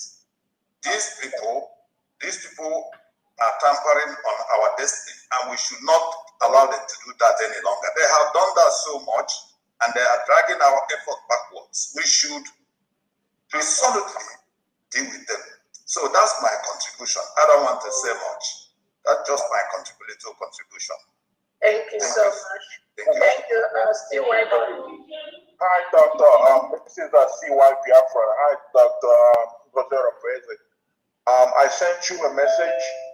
On X. I would like you. I please like you to check your message on X. It's very, very important. My name is Jude. Anna. Okay. The message is very, very important. And if you would like me to briefly what the message is about, I would gladly do so. You can go ahead. What name did you use? I left you a message on at the end. I stated my full name and I left you my number and my email. So like the message is like I am an inventor. And I know a technology that America and the world needs. We can trade this technology for Biafra. Like we can give them we can make test this technology. We can build this technology in Biafra land or in exile, and then patent it in exile and then give it to the United States in exchange for our freedom. So if you read the message, you will understand me more. So when you read the message in X, feel free to reach out to me either on X or on email, or you can give me a call, whichever way that suits you. And I'm willing to help make this technology, whether in Biafra land, homeland, or in the United States. I'm in the United States. I'm talking to you. I'm from Minnesota. I'm talking to you from Minnesota. So feel free to reach out to me, and I'll be involved in seeing that this technology is developed here in exile or in homeland. Thank you. All right, thank you so much. Just send me a message maybe after. DPM, I would like him to also send me the message. I'm the one that will be reliable for that. If he wants me to give him my number, I'll do that. Let him call me and we'll talk about it, okay? What's his name? Let him call me. Give him my number and I'll talk to him. All right, thank you so much. The last speaker, you can resend the message again to refresh because I get so many messages, and then once I get that, I'm gonna send it to you. Okay? On where? On X? Yeah, just resend it to me on X. Maybe after the meeting, because I guess somebody needs to. I don't want to lose that because in the midst of messages. So once this meeting ends, just give me 3 to 5 minutes to resend the message. Okay, thank you. Thank you so much. Let's go. The next person, P. Clark. I have already spoken. Let me raise my hand, put my hand. Oh, put your hand down. Okay, great. All right. All right, thank you so much. Do we have other commanders or generals in the meeting? Go ahead. Take the mic, please.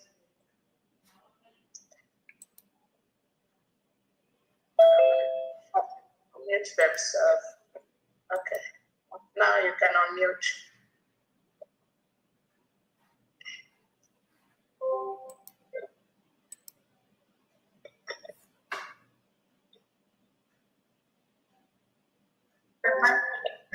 Ajit, unmute yourself. Good morning, My Excellency. Go ahead. Yeah. I want to thank you for the wonderful information you passed to us. We know that Mr. Sonudo or whatever is just fooling himself. Man can never take control. What he's saying is just a childish talk. We the Biafra know how we tackle our problem when it comes to that stage. So all the commanders over there in Anambra, I believe that they know what they should do at the right time. If you like making carry all the whole amount of the tanker or whatever he has, block the market on it, you will see that the market will be open tomorrow and the rest of the day. I really want to thank all the generals in the house. Thank you so very much. And got many of them caught up in traffic. Again, while we wait for them, some of them are having network issues. We can take 1 or 2 questions from Dee, and then once we, many of them broke. So the bottom line is that main market Onisha will be open tomorrow in full swing, 100% open.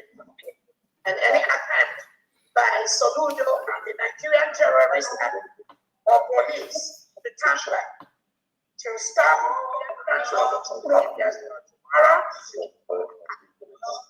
we will make that one.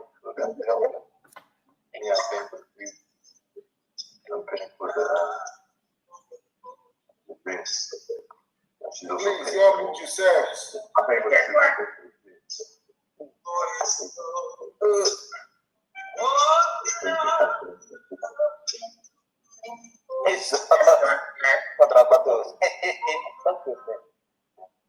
Let's go ahead and take 1 or 2 questions, and that'll be it. Okay. AKA. AKA, you got the mic? Go ahead, AKA. Let me have. Okay. Hold on 1 second. You cannot mute yourself right now. As I think, yes, tomorrow is the appeal. That's what I was told. But Soludo don't care now. He want to show his strength. Then, to the girl there, you cannot mute yourself too. Morning, my excellency. Greetings. Morning, my general, Rabbi. Morning, every cabinet in the house. I greet everyone. My son. Please, for what I want to say about the Soludo talk, especially about tomorrow. Tomorrow is our leader, Onyendu court. It may be he just wants us to obey tomorrow as another sit at home. But after tomorrow, maybe next tomorrow, being Wednesday, he said nobody should open market. That is where we will know that it's causing a war. Maybe he also wants us to join solidarity for the court, for them to know that we are not happy for our Onyendu to be there. But after tomorrow, both general and commanders are in both Anambra State. You should know what to do. And they need backup. They should know how they can call for backup. Thank you, man. Commander Freedom, Soludo does not speak for Biafra. He's illegitimate in our land. He has no right to speak for anyone in the United States of Biafra. So tomorrow, all the markets in the market will be open 100%. Soludo is not in alliance. He's not doing anything for us or for our good or for any Africa. What he says today is to punish Biafrans. And that's exactly why he said tomorrow, nobody will open main markets on the chest. So tomorrow we will show him.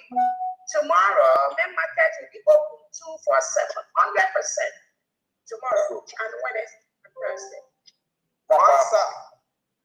So let's the next person to Garden. Go ahead. To Garden.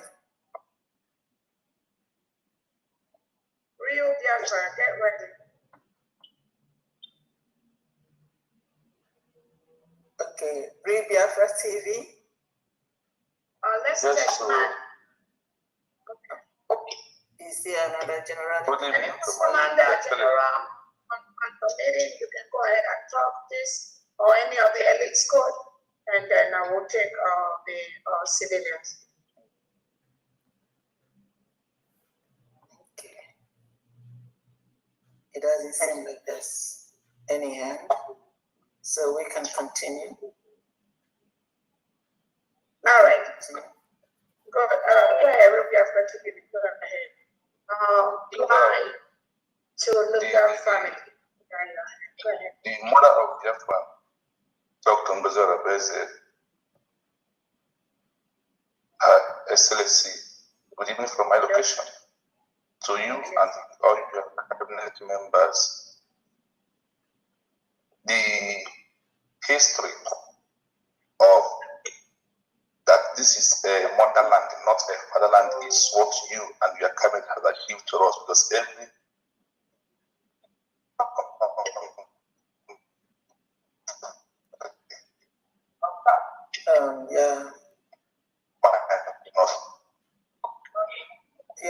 Nigeria, a woman made the country. That is the achievement. Despite saying this, I want the time around. So Ludo has no right evidence. Now that Nigeria is in top 5 that made it to happen, to put Nigeria back in country of particular concern. So, and this is time that people of Biafra really know what they want. It's time, like you said, for them to go out tomorrow. Soludo has been bound to enter to America as one of the preachers in Nigeria. So to showcase to the world tomorrow, to the world to see Soludo's stupidity. Any Biafran you know from tomorrow that under the UN Charter Article 1 and 2 is for you. You are right for self-determination. Self-disobedience is our right. Peaceful disobedience is our right. Sit at home is our right. Go to market tomorrow is our right.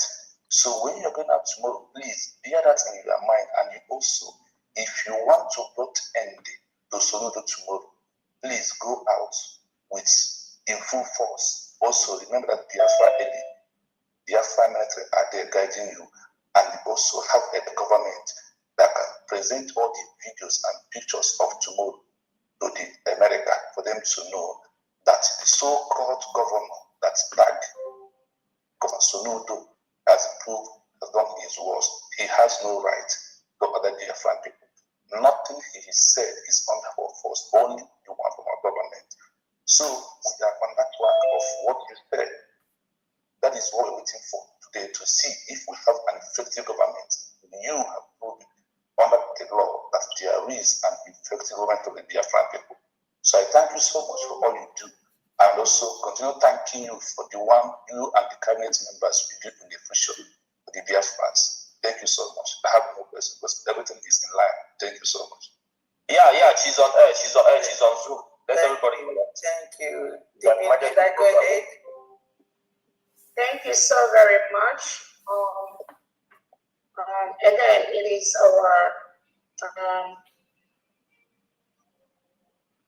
our nation has declared the will of the people must be respected. I've been from my because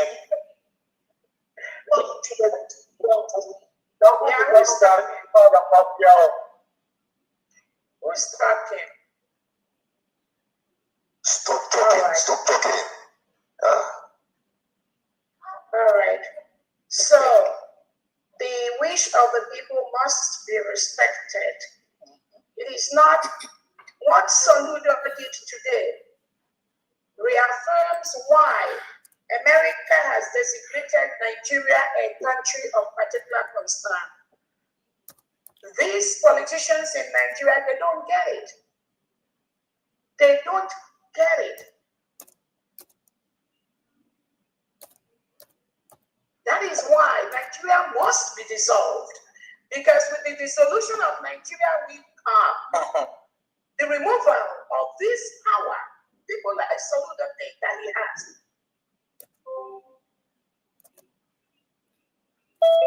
They simply don't get it. Because they've done this over the years, so systematically over the years, to suppress, to subjugate, to kill those who do not agree with what they say. That was why Nigeria has been designated as a country of particular concern. And the politicians like this Soludo as a person of particular concern. They don't get it. They do not obey the laws which Nigeria has signed up to. They do not respect human rights. They do not respect the rights of the people. No, they don't do that. It is their norm. Their norm is to kill, subjugate, maim, suppress. That was why Biafra declared their independence on 29 November 2024. Soludo is fully aware of that.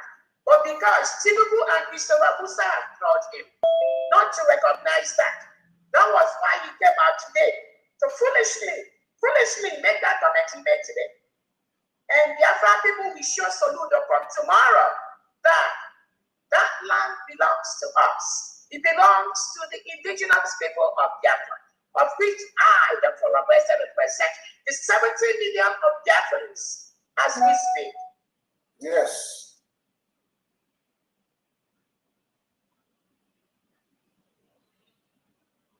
The only language Nigeria and their politicians understand is not peace. They do not understand peace. So the other one, which they do understand, we will ensure they get it. That which they see, that which Soludo is looking for tomorrow, he will get it. Big time. Go ahead, iPhone. yourself.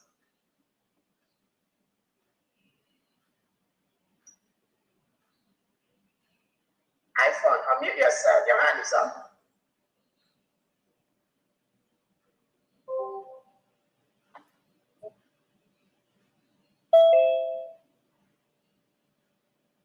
Are you unable to mute yourself? It's not. Unmute yourself. iPhone. Yeah, I think it cannot mute himself. So let's go ahead while we wait for those two hands and take one or two questions. Okay. And now we begin it. Can I? Sandy, go ahead. Yes. For you. Yeah. Welcome and greetings to everyone. Greetings, Her Excellency Dr. Ngazarabweze. Greetings, the generals, the commanders, the Okay, Sandy, hold on. Sandy, who's the iPhone? Who are you? Is that a commander? Who? The commander. Go ahead, 2 minutes, please. Sandy, hold on. Okay. I greet you, my honorable DPM, Dr. Ngozo Rebels. Thank you so much. And thanks to our leader, Mazin Nandekano, and our DM, Mazin Stremoneba, and to all our commanders in the house, and those that are not here in the house. I greet you guys. I say, may Chukwu Okiabiama continue to protect you all. No harm will be on you guys. You guys will be protected by the gods of our land. So my DPM, what I'm saying is this. If Soludo tries anything madness, let our commanders shut his house.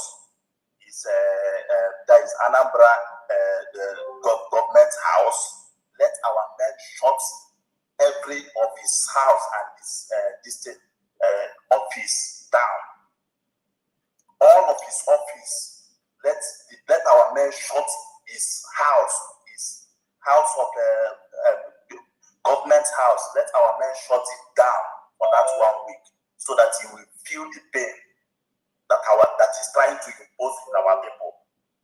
Let him be the one to feel that pain. So this is what I'm saying. I think this madness is going to be enough. Is enough. These people are the reason why the Nigerian government have the modesty to come and kill us in our land. Make it possible for our people to continue to die in Biafra land. Once we use Soludo as an example, others will learn. Let our men shut his house down and his office down, so that you will feel the pain. Thank you so much, my dear. I love you so much, and may God Almighty continue to protect you and give you more wisdom, knowledge, and understanding to fight all this shit. In the name of Chukwu, that we say. Thank you so much. Right. Thank you so much. Sandy, go ahead, please. Thank you, Her Excellency. Greetings, Her Excellency, the cabinet members, the commanders, the generals, the governors, and especially the elite squad. Thank you very much for that brief. Well delivered, straight to the point. Hear ye, Soludo, and all the delegitimized governors and the Nigerian terrorist leaders, all of you that are PPC, people of particular concern, trying to govern a sovereign land. No, the way they do it now, Who's this, please? So, Soludo and your other stooges, you must know that you do not have the authority whatsoever that you think you can exert. The United States of Biafra citizens delegitimized you through a referendum that over 50 million people voted for. So for us, you avoid. You are on a foreign land, the land that belongs to the indigenous people of Biafra. You do not have the right that you seek. What you're trying to do is a no-go area for you. Perhaps come and see American wonder.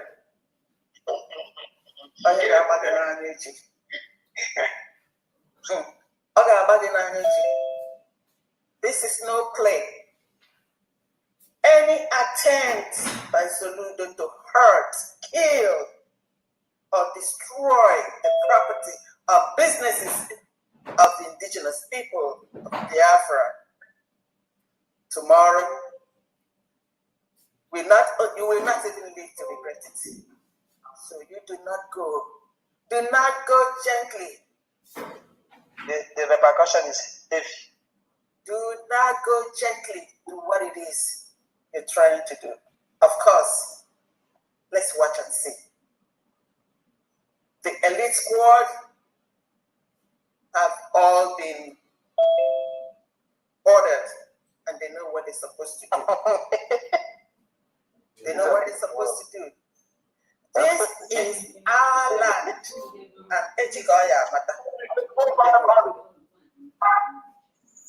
That's all. Now, when you look at him, and when you look at him, please do bird.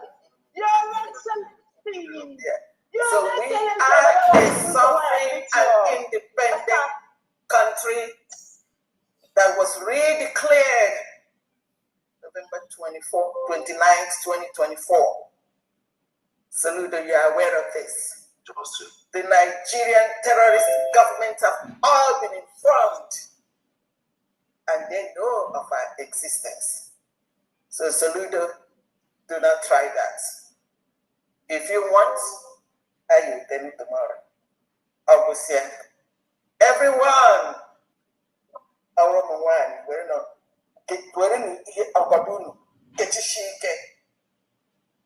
among one what to do.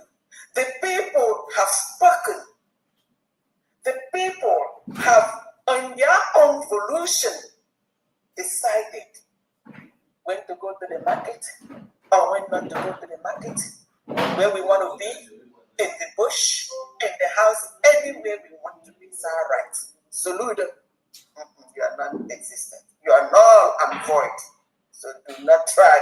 You do not have the authority, the power. You are delegitimized, and you cannot do that. Thank you, Her Excellency, and thank you, all genuine Biafrans fighting for this cause. This, what we are doing, the cause we're fighting for, cannot be measured in dollars and dimes or naira, in any currency. It is our inalienable right. It's the fuel of life. And tomorrow, salute the Gekusani Koji Boro. And okay, that would be a good one. Oh, once and that. Thank you very much, Your Excellency, and thank you. All right, thank you so much. The worst part is that the armed forces descended. I pity for them. I pity for the armed forces descended. Because if you guys really don't give you 1 naira. Thank you. Ohaji, go ahead. And then I think that will be the last. Again, go ahead. Thank you, DPM. You know what I wanted to say, like our previous brother said. I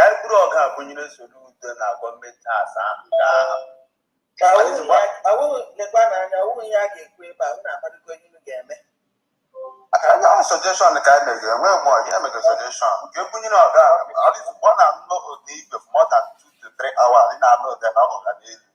I have the moral that market in his speech. But that's the way I put on the market. I can wear that casualties. They're putting our gun. I have no government that are short.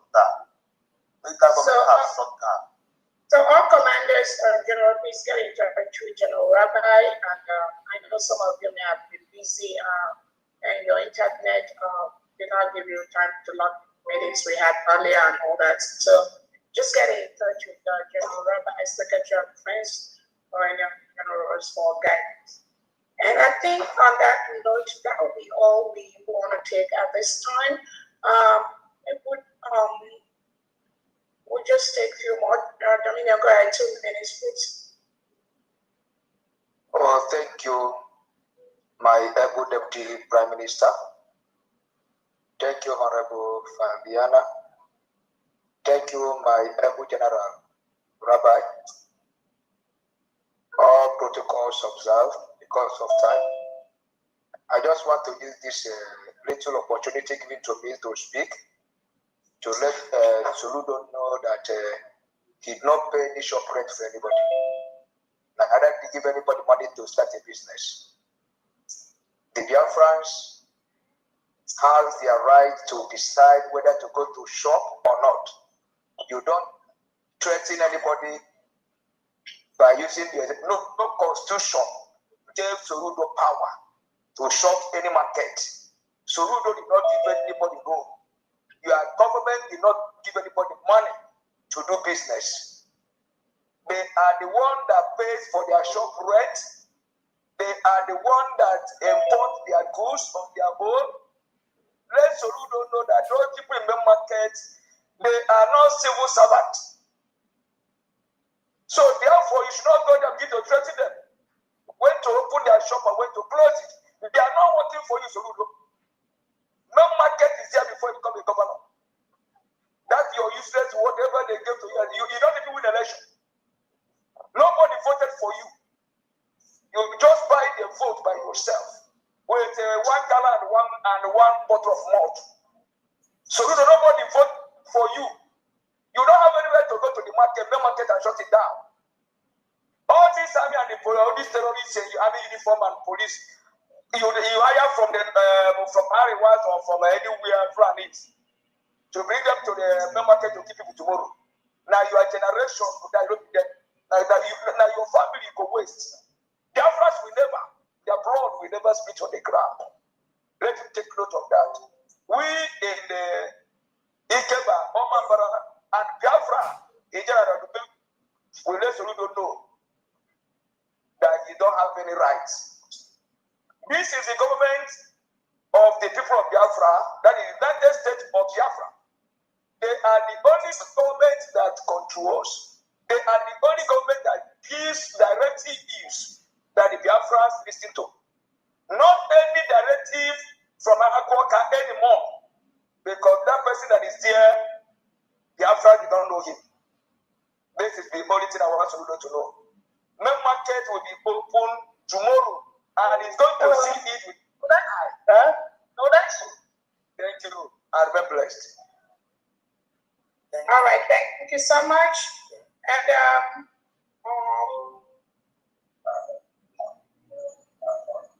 thank you.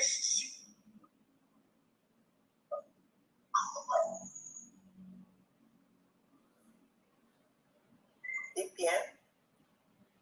Okay, yeah. Okay, I'll go 1 second.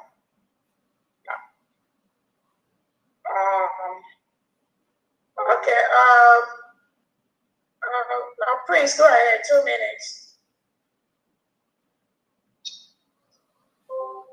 Good evening from here, DPM. I greet you, the Deputy Prime Minister. And also, I greet every members of the cabinet. I greet all our commanders and the Biafran elite and all Biafran people. DPM, thank you for what you're doing and what your government is doing to stabilize and make sure that the security of our people are the priority of the government. We thank you very much. And also, I just want to air my own view about this Soludo's issue, and not only Soludo, also with those other digitalized governors in our land that are trying to always sacrifice and kill our people. You know, this issue of market issues, I think those that are heading the market, they are the stooges of Soludo. And that's why Soludo can always barge into the market anytime he likes and go there to make some kind of foolish utterances. I believe that furthermore, from now on after this moment, if it's possible, let the governors of our land, let them make sure that every chairman in every market is being instituted under the United States of Biafra government and no more under the Zoo government. And with that on, I believe that Soludo and other illegitimized governors in Biafra land would no longer have say in anything to do with our market, because our people opened their market with their money, they suffered, they gave our forefathers 20 pounds, and that is what brought us to where we are today. Soludo has no right to come and decide for our people when to open or close their shops. So, DPM, I thank you. I thank the United States of Biafra government. I say, may you continue to protect and increase your wisdoms in the mighty name of Biafra. Thank you. Thank you so much. Thank you so much. Again, I think the appropriate instruction has already been given. Whoever is a president or the chairman of the Onitsha main market, any attempt by you and your executives to work with Soludo to shut down main market tomorrow, you will hear from Biafra people. So whoever knows who is the chairman of Onitsha main market or whoever is working in their leadership, any attempt by you, any attempt by any of you to work with Soludo to stop Biafrans or to pass information to Biafrans in main market Onitsha, not to open their shop tomorrow, you will hear from Biafra people, no matter where you reside, unless you are not in Biafra land. You must hear from Biafrans. If you collude with the Nigeria terrorist state and the Peter Abba and Soludo and Tinubu and Christopher Musa, any attempt by you that is in charge of main market Onitsha to make any move in any way to talk, pass any circular to anybody, any Biafran in main market Onitsha to follow Soludo's order or not to open their store, you will hear from Biafrans. Let's go to the next person. Thank you. Joy, go ahead. Joy. Hello, my DPM, Dr. Ngozi Oramweze, the Deputy Prime Minister for United States of Biafra and the Commander-in-Chief while we wait for our other leaders to come. Thank you so very much. Thank you for today. Thank you for all you do for Biafrans. Thank you. And I think I don't have a question. I just want to have this comment to make to Soludo and to let him know that he lost legitimacy because he has failed to protect both him and every other governor that ruled inside that place called the indigenous people of Biafra. They lost legitimacy because it is the responsibility of any leader to protect, to secure the life and properties. Let me remind him, it is because of Umpo massacre, Aba massacre, overhead bridge massacre, the elimination of lives, because people were unarmed, doing peaceful protests, and they unleashed massacre on them. These people choose to preserve their lives. I said there is an alternative because what has behooved them have not stopped. Example is what is going on in their sister replica nation, Iran, today.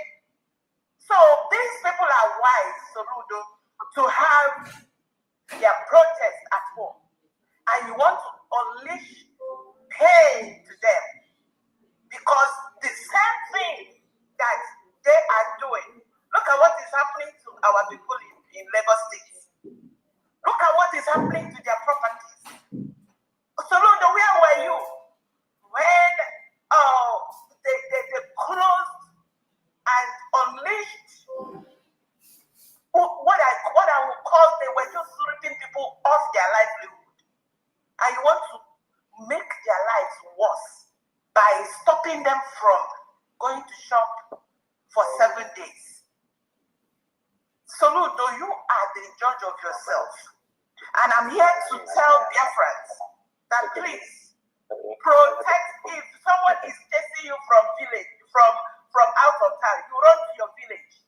So don't let Soludo and the rest of them drive you out of your village or make your life miserable. The point is we must protect ourselves. Enough is enough. Thank you, DPM, for giving me opportunity to bear my heart. God bless you. Thank you so very much. Thank you so very much. Let's go to the other general. You can go ahead if you are available. Go ahead, General Pat.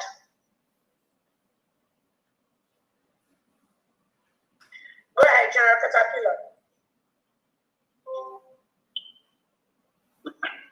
Yeah, good evening, everyone. Good evening, Biafra. I think I'm louder. You are. Yes, we can hear you. Okay. Good evening, our DPN. May God bless you and keep you and your good work. There is something I want to tell Biafrans all over the world and generals, commanders. All these things, the governor of Anambra State is doing.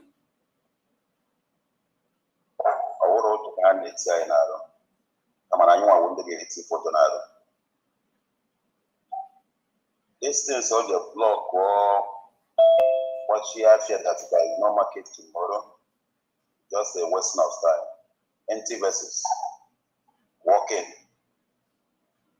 Because on a me, if a codic every year, so our commander will not allow the commander in our Anambra State to allow that. So everything we are doing, we make sure that we protect ourselves and protect Biafrans. And if tomorrow that thing will happen, that they are going to block and lock main markets, we are going to tell Biafrans to stay away from that place. Let us fight to all the security that block there. We are going to come there face to face and deal with them. That is what we need to do. So tomorrow we are going to watch and see what they are planning and know our plan. So Ludo is nobody. If we're not sure we go federal government. It's nobody. So we are not going to fight fear of empty vessels. Federal government that the state government. So we are not afraid of them. And we are not going to be afraid of anybody. I thank God that we have a strong commanders, generals. I'm so happy with you people. Commanders of Enugu State. Rabbi, I thank God for all these people.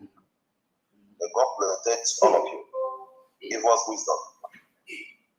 We are going to fight and defend our land. Nobody is going to question us in our land. Biafra have come. What I want to tell every Biafra have come.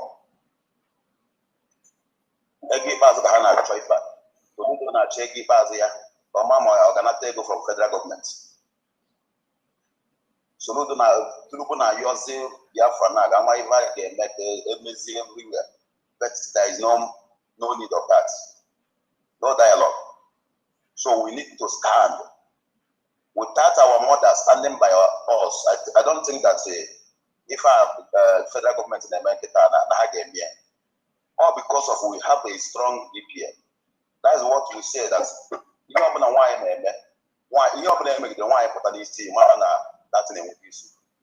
I'm very, very happy to stand with this, our great DPM. He's a woman, but he has the heart of a man. So, Mommy, I am very, very happy to stay with you, and I'm very, very happy to hear your voice this evening, to give us morale, to give us courage to do what we want to do. So I want to use this opportunity to tell Biafrans, let us stand in our hearts. Anything we want to do, We are not going to talk privates. We are going to know what we are going to do and do it.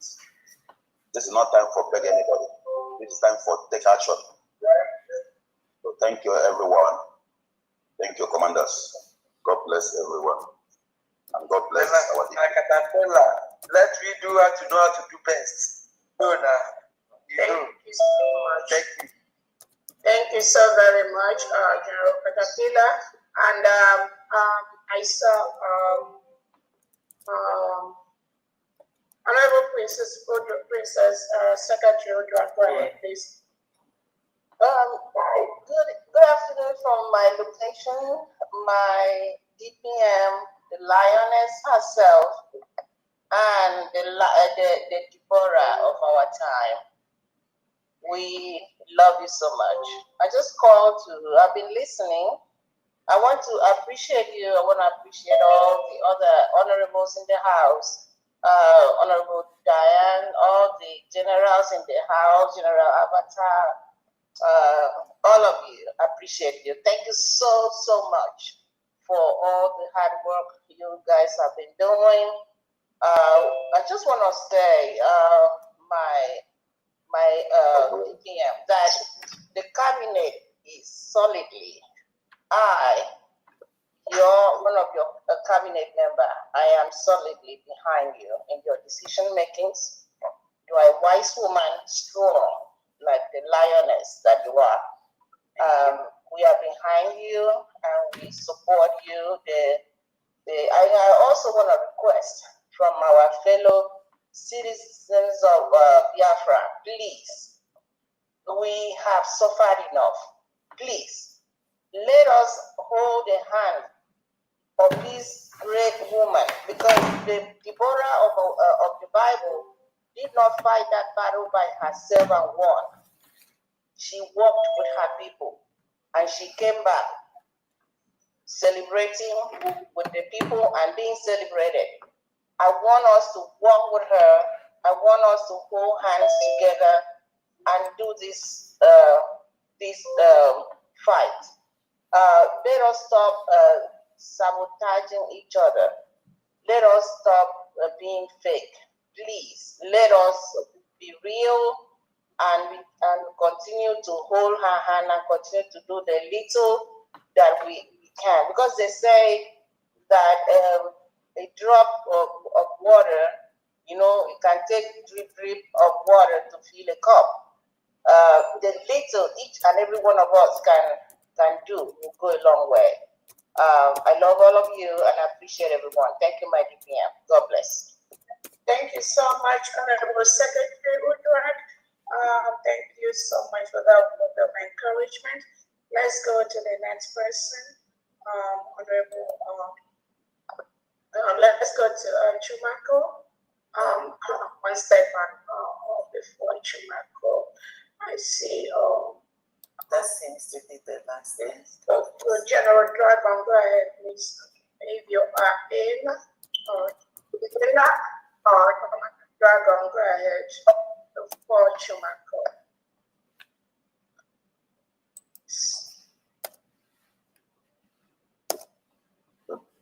Go ahead, Dragon.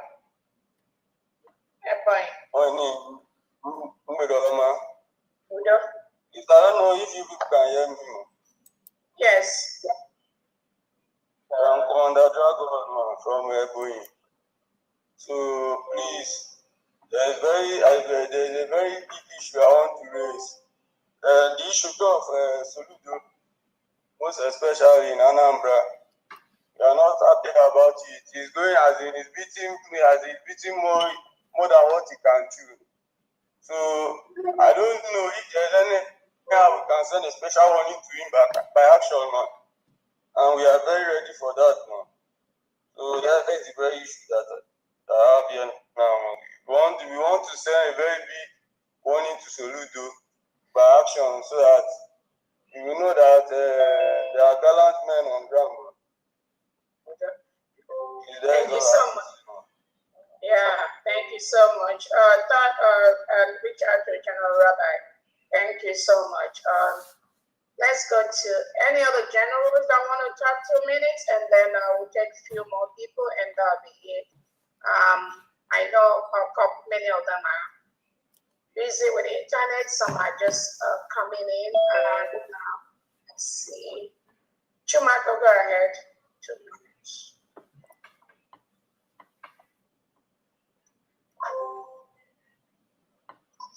Unmute yourself.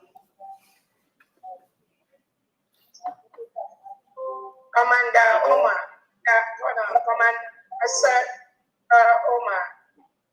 Moisa. Go ahead. Commander, go ahead first. Chumako, hold on. Moisa, go on and go and continue on your plan. Can I have another studio? Yeah, and it's not so good. When I get one up at my phone, kind of conca. Oh, be the man who did go. So, in case of that man being an Pacachana, that is in Napo, not the age of the quiver. I'm our commander, so, when you marry the banana as a microphone, yeah, I'm a Maya Yabuna, really, to know where you're being tomorrow morning. As well, when you might get one as a mic. Thank you, ma'am. Thank you so much, Thank you so very much. Yeah, go ahead. Any other commander? Okay, we'll go ahead. Black and go ahead. And we'll go ahead. Hello, greeting the DPM, Her Excellency, and greet every other commander and generals here. So, Mommy, I really appreciate all your efforts on how you have been conducting things. All has been going in order. I'm not really happy about what I'm just hearing this evening. I'm very, very upset about it. And I think this Turudo has true to the level that he can't follow it again. So I think it has come to the level in which that we show him what we are for and how we have been doing it before. So I'm really grateful for it. And I think it's the right time we show him Turudo who we are. We are come to stay and not going back. And we must defend our spirits. Thank you so much. That was Black King, right? Was that Black King? That was Black King. The next is Commando King. Thank you so much. Good evening, Your Excellency. Good evening. Good evening, every commander in the house and generals. We all have to it all. First of all, I want to thank you for a marvelous coordination. May Chukwu give you more strength and the wisdom and protection. Comes to Anambra issue. I know that the generals over there and the commanders over there knows what they should do. If they need backup, they should call on some of us here. We are ready to march down there. So Ludo is just making noise. He should ask himself where his president is right away. So he's a fool. He's a very big fool. So tomorrow, he decided to start the battle by himself. Well, he should send his users to go and disturb innocent Biafra in their shops. So nothing he can do than to make noise. I believe that all the generals there knows what to do. I equally want to use the opportunity to send my regards to General Jukwese and his boys over there in Ikemba State. I don't have much thing to say, but let them work together with other commanders and generals over there. If it is too much, you should call on backup. We can come from them to join them up. That's what I have for now. Manma. Thank you so much. All State Command, then, Archangel. 2 minutes.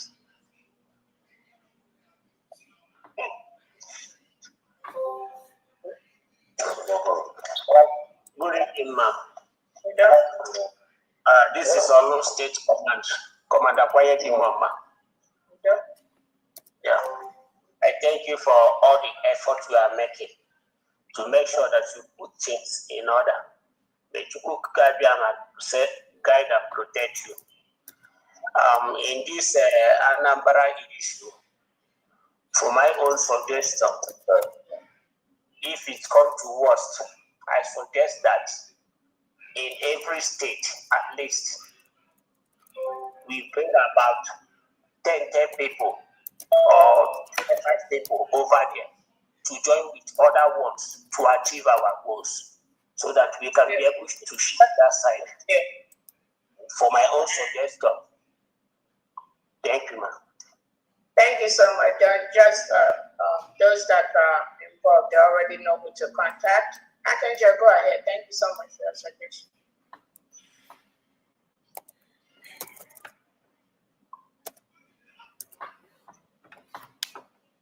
Archangel, go ahead. Unmute yourself. My DPM, my Secretary of Defense, the generals, and my fellow commanders. Good evening, everybody. Honestly, I like what Chukwuka is doing. Because when you want to destroy a mighty man, he brought him to become useless for the presence of his people. Soludo want to disgrace himself, and this is the last time Soludo will come out on social media to publish it. Yes, I like it because we have done it before. That is trying to interact to show people that his presence is no more than in Biafra land anymore. They are minds. They don't have authority over Biafra land. They have only secular government, which is United States of Biafra. That's our leader, Mazen Nandekano, and our Prime Minister, Simon Evangelist Pilotin, and you, our able Deputy Prime Minister, the leader that we are seeing to command from now. I, Michael, anyhow it's done. I'm silent. Yes, not appropriate. Our generals, they are anyhow, know what to do and know how to command us and know what to do at night. Promise and the land of Biafra, we are not going to tell them. But so, fight to do the leg to leg, hand to hand, feet to feet, ball to ball, machete to machete, and make sure that Soludo will never be burned in the soil of Biafra land. But the innocent God will never allow Soludo to rest. My able DPM, that is the best. Don't find it anymore. It's not we know. So, although that this side now, we have tried to issue, but it's not sharp. Let's see what it comes and power. Let's just take it from and see what happens. Thank you very much. Thank you so very much. It's Okilamberi here. What your boy said. I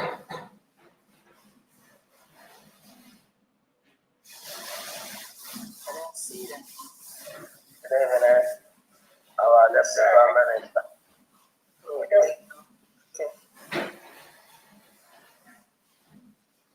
Go ahead. Go ahead.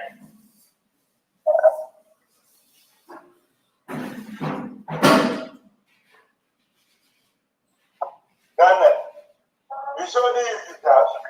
God bless.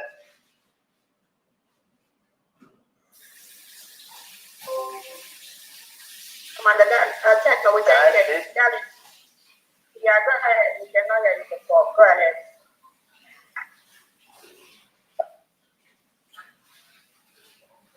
I'm from what state? Can I speak? Yes. Okay. God bless you. I use this opportunity to greet our able Deputy Prime Minister, Dr. Ngozi Orakeze, and our able US of our nation, that is of Biafra. I say, may God continue to strengthen her, empower her, energize her with that nation. I'm also using this opportunity to thank all the cabinet members for how they are working in agreement with our able Deputy Prime Minister God has given to us. I say thank you all for being loyal and then submissive to our newly born nation, that is of Biafra. I say thank you all. Now, our nation Biafra is our nation Biafra. God has given us our nation. And I see no reason why other government that is not the of Biafra is acting in our nation. I see no reason why they should be intimidating us. Please, I am begging all of us all, this is the time all of us all has to arise. And let them know that we are a suffering.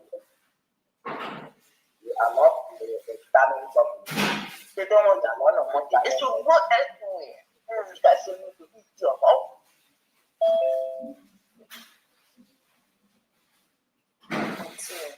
Let's go ahead and round up.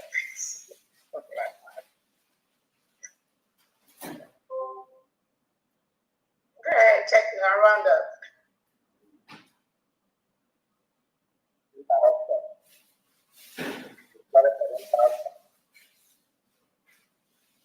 My prayer is God is going to strengthen us. And again, honest and main market should be open. Let there be no chance for what Governor Soludo said. Let there be no chance, let there be no opportunity given to him for to actualize. Because if he actualizes what he said is tomorrow, remember, it will affect other states of the United States of Biafra. So let us make the opportunity to stop him by opening the market tomorrow. Let the citizens of the United States of Biafra go into the market and trade. The market God has given to us, the market in Biafra land, not in a foreign land. God bless you all in the name of Jesus Christ. Amen. Thank you. Commander Darlington, go ahead.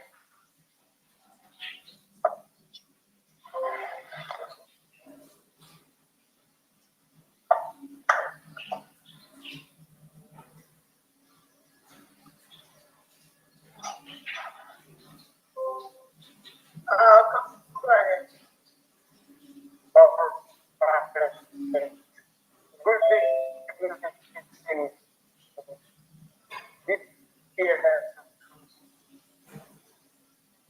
Good evening, cabinet.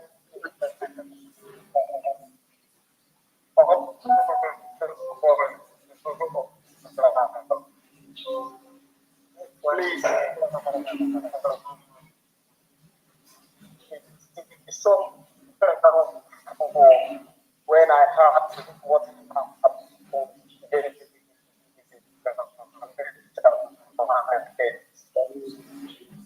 please, am I coming up clear? No. Yes. Hello. Hello. Hello. Sounds better. Hello. Am I coming up clear? Yes, yes. Okay, it's clear now. Yes, go ahead now. All right. Thank you for this privilege and honor.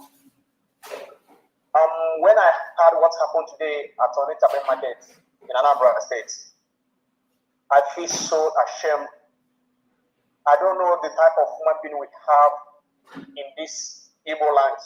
Some people are cowards. Frankly speaking, when I heard those foolish utterances, that young man, or should I say old man, was saying today in the market, it's so that we don't have people who can speak to us. Despite that, hello? Hello? Continue. Okay. Please let me just rush because network is trying to kick me out. Let me just rush and conclude.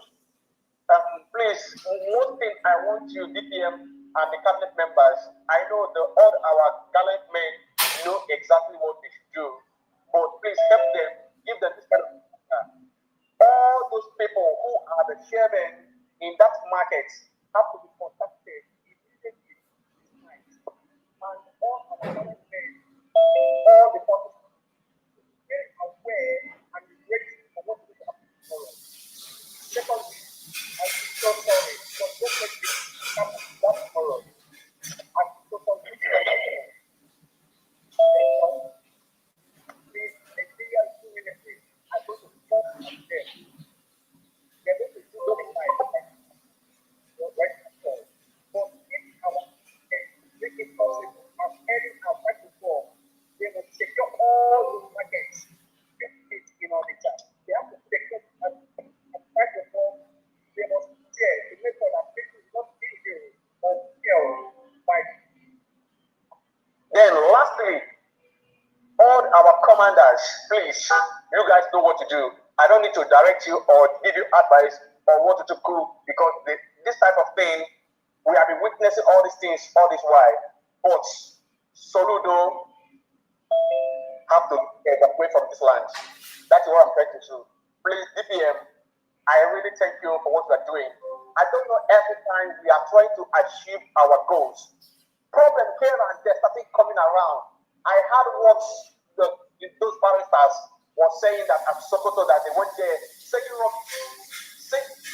manner of nonsense, saying that we should stop focusing on what we're doing and go back to people that betrayed us. What a rubbish is that? What a rubbish is that? Please, DPM, just carry on with what we're doing.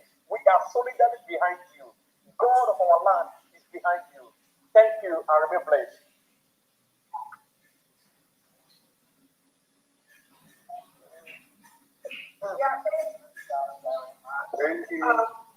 Thank you so much. Again, all the commanders and generals that had meeting earlier, you already know what to do. Reach out to make sure you're in touch with General Rabat for further instructions. Is mosquito in? Go ahead. 2 minutes.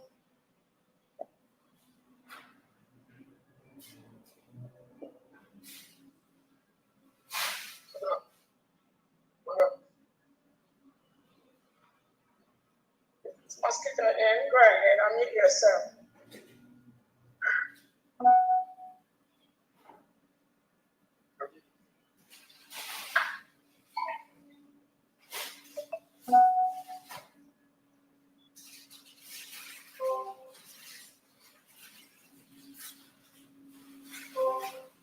Dr. Palawaga, 2 minutes, thank you. Thank you very much, my able DPM. Agawani. Thank you for calling this meeting. I just want to join my voice to say that Soludo has overstayed his welcome in that plant. And we have been patiently waiting, trying to see whether he will get sense. But the more we wait, the more the things are becoming worse. I think it is time now, since he has brought himself out, that now he will know that that land belongs to people. And I think God is on our side because we are waiting until this time.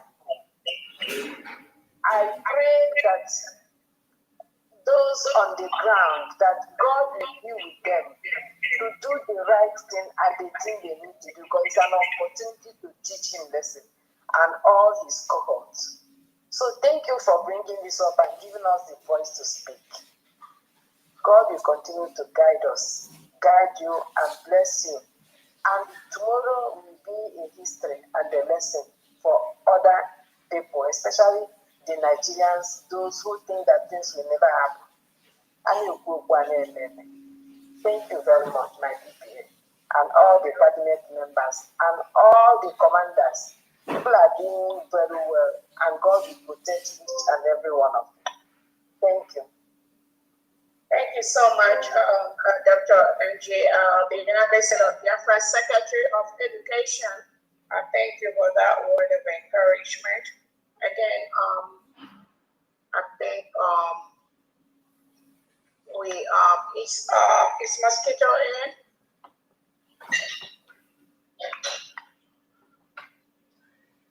Yeah. Go ahead.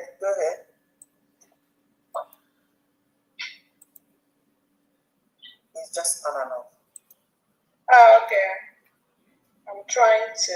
Okay. I think he's trying to log in. Okay. Yeah. Let me know when you're in.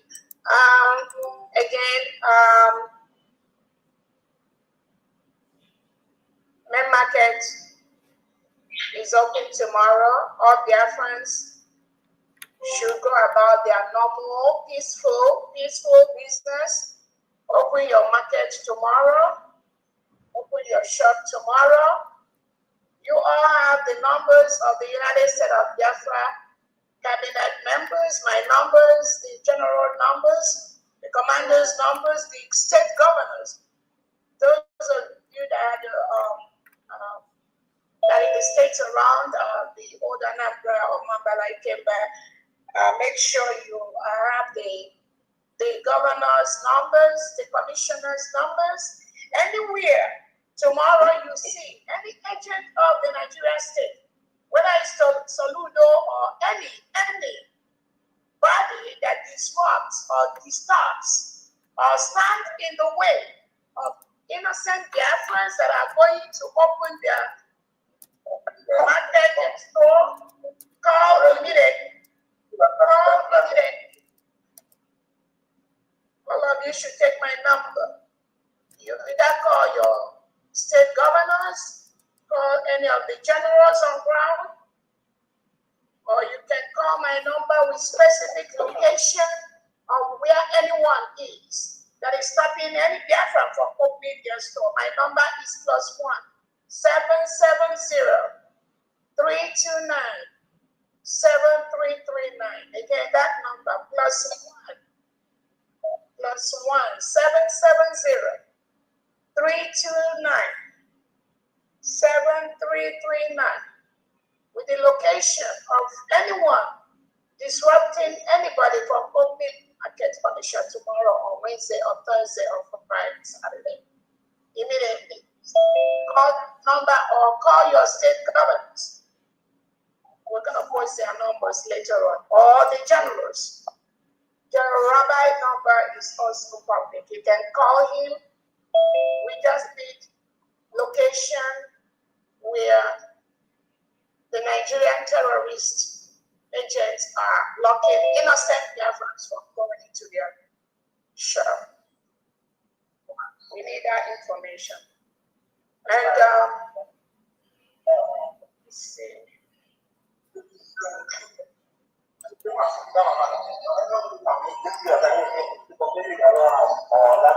Okay, great. Okay. Yeah. All right. So all the generals and commanders reach out to General Rabbi and General Commander Kabila and Kalamberi after the meeting. That's a clear instruction. And we'll just take just these two hands and that'll be it. Make it very brief. CJ and Chumaka, 2 minutes, please.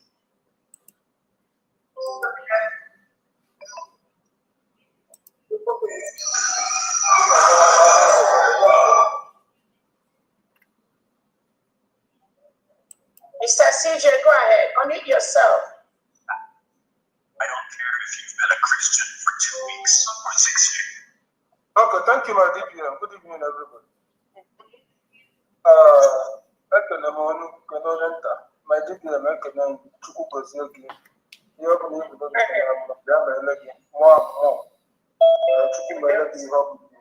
because we are happy that we have someone like, if not because of you. I am Alabayaka.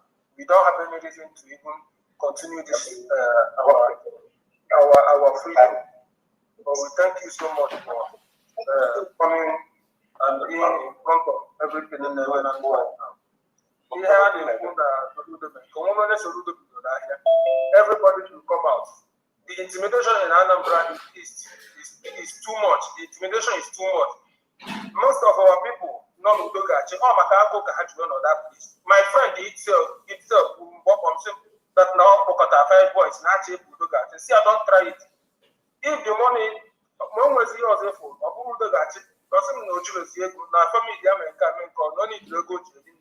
it's because of hunger. These people are joining Udogacha and Dragon Chamber, whatever they are doing there. These people have intimidated us a lot. Many people are out of them, they have part of hunger for what? No reason. They haven't publicated any reason, no evidence. They just put them there. Many people know that today because of all this intimidation. They believe that they can say anything and do anything at any time. And it is a time, it is time they are going down because they will use their hand and they are using themselves to commit themselves, which by everybody will get against them.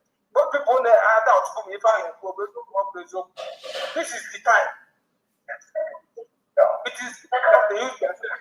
We're making it everybody. Don't have a back in the war, no, they may once and for all. Because I know everybody, they abuse power, they don't care, they don't serve anybody. They believe that we are their slaves. So thank you, my DPM.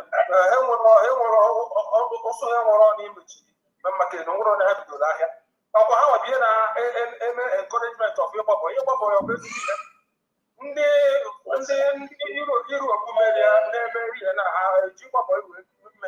where did that great had?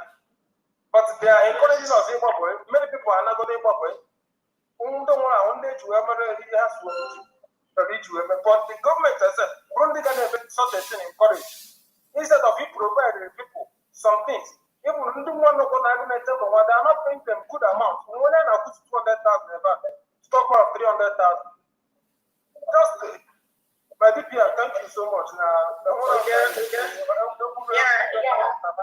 you very much. Yeah, it's not everything. Again, I feel you.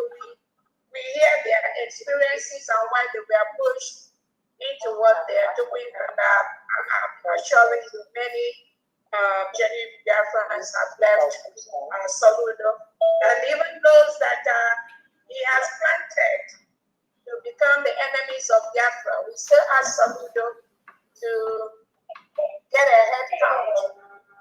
Let him get a head count of those people he has been deceiving, and innocent Biafrans he has been deceiving. Many of them have abandoned Soludo. That is why tomorrow, Biafrans, we will show Soludo that we own the old Anambra State. It's not about talk. We don't have to talk everything here. But I think the only language that the Nigeria terrorist state understands, and that was why they've been declared as a country of particular concern.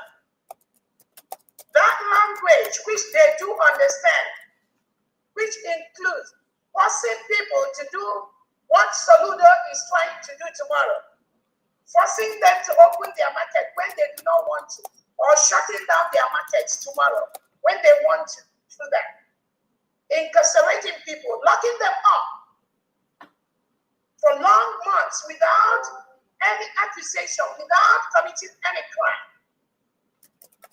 killing people because they do not want to do what this criminal Soludo is doing, or what he wants them to do, or what the Nigerian terrorist state, Tinubu and Christopher Musa want Biafrans to do. We will show you in Biafra this week. This week, you will see the other side of indigenous people of Biafra in Biafra land. Soludo. It is a lesson which I know you want to learn the hard way. Only about 15% of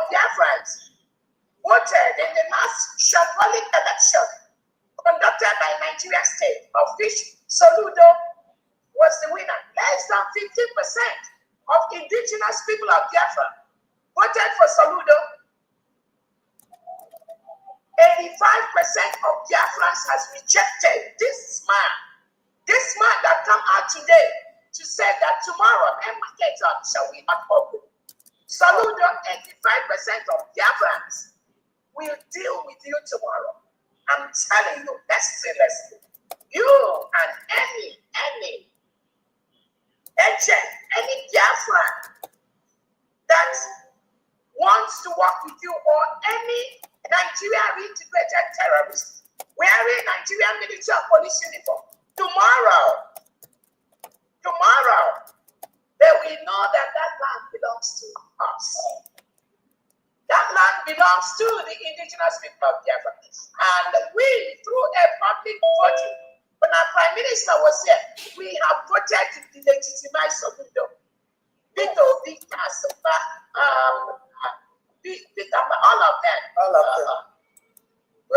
Usadinma, all of them. Biafrans have already voted to legitimize them. So right now, they are no longer legitimate. The only thing that makes them to stay there is Tinubu and Christopher that gave them the barrels of the gun, which they are using to intimidate innocent indigenous people of Biafra. Not anymore. Not anymore. From today, Soludo, you will know that we are forcefully occupying a foreign land with Tinubu and Christopher Musa and the rest of you. These are terrorist leaders, terrorist politicians, parading themselves, forcing themselves on Biafrans.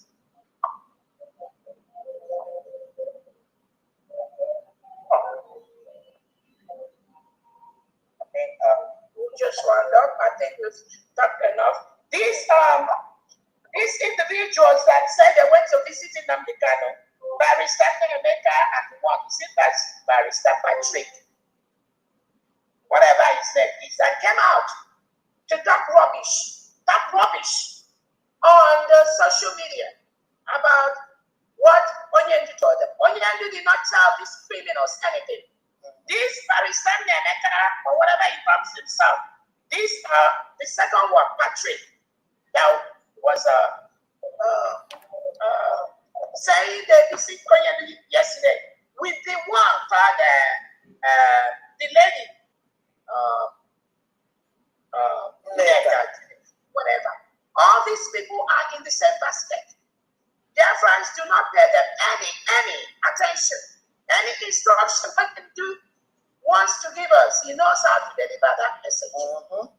So no one should pay attention to these criminals that are parading themselves as the mouthpiece or the person speaking on behalf of Onyendu Nnamdi Kanu. Any instruction that does not come directly from Simon Ekpa, who took over from Nnamdi Kanu, cannot stand make its way in the 98% of Biafrans that are currently supporting the United States of Biafra. Nobody can give any instruction that is not approved by Simon Ekpa and the Nnamdi Kanu. That is not going to happen. So whoever, whatever you are plotting to say, you are trying to say, as long as once it interferes with one word from the order, from the instruction given by our immediate past leader, Simon Ekpa, that can never stand in Biafra land. Take it to the banks. So those of you that are working with the criminal DOS, the IPOB organization, with this individual criminal called Emma Powerful, all these elements that our Prime Minister has already seen that they are working against the restoration of the independent state of Biafra.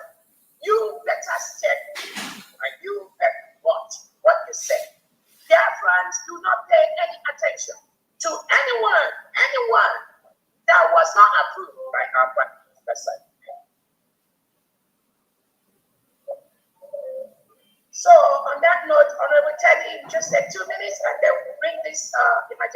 The bottom line has been very, very clear. Tomorrow, main market Malaysia and all the markets in Malaysia and environment must be open. Anywhere you see anyone that trying to stop any Biafra from opening, all those emergency. Thank you so much. I'm able to go ahead. Okay, thank you, DPM. Thank you, Honorable Mandi. Thank you, our cabinet members here, the commanders, general, secretary of defense, and everybody, all Biafra in this meeting right now. Honestly speaking, I'm gladdened by this development of this meeting. And at least we are here putting our resources together on how to handle the delegitimized government and this impunity action. We always, follow. In the first place, the action that our people did today, staying at home, is a voluntary exercise and is underlined by civil disobedience utterances. And these are things that are legally allowed worldwide. For him to come up and make useless utterances about closing the market for additional 1 week, even when the 1 day, we are stating actually was an issue. That means he didn't actually look at the operational intelligence. He didn't consider anything. And I'm glad that everybody here is in unison about how to handle this situation. In the first place, we are going to reject everything in total about this closing the market down for all these long days. It's not going to happen. And I'm here supporting the efforts of every commanders in this gathering today. There's one song, in those days we used to sing when the war was towards the end of the war or something, immediately after the war, where they were saying, go on, maybe. Similarly, Solodos Ayame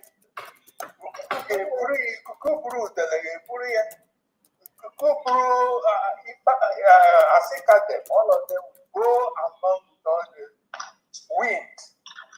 So we are going to muster our resources together, all these things, and assist and ensure that this closure of the market does not happen.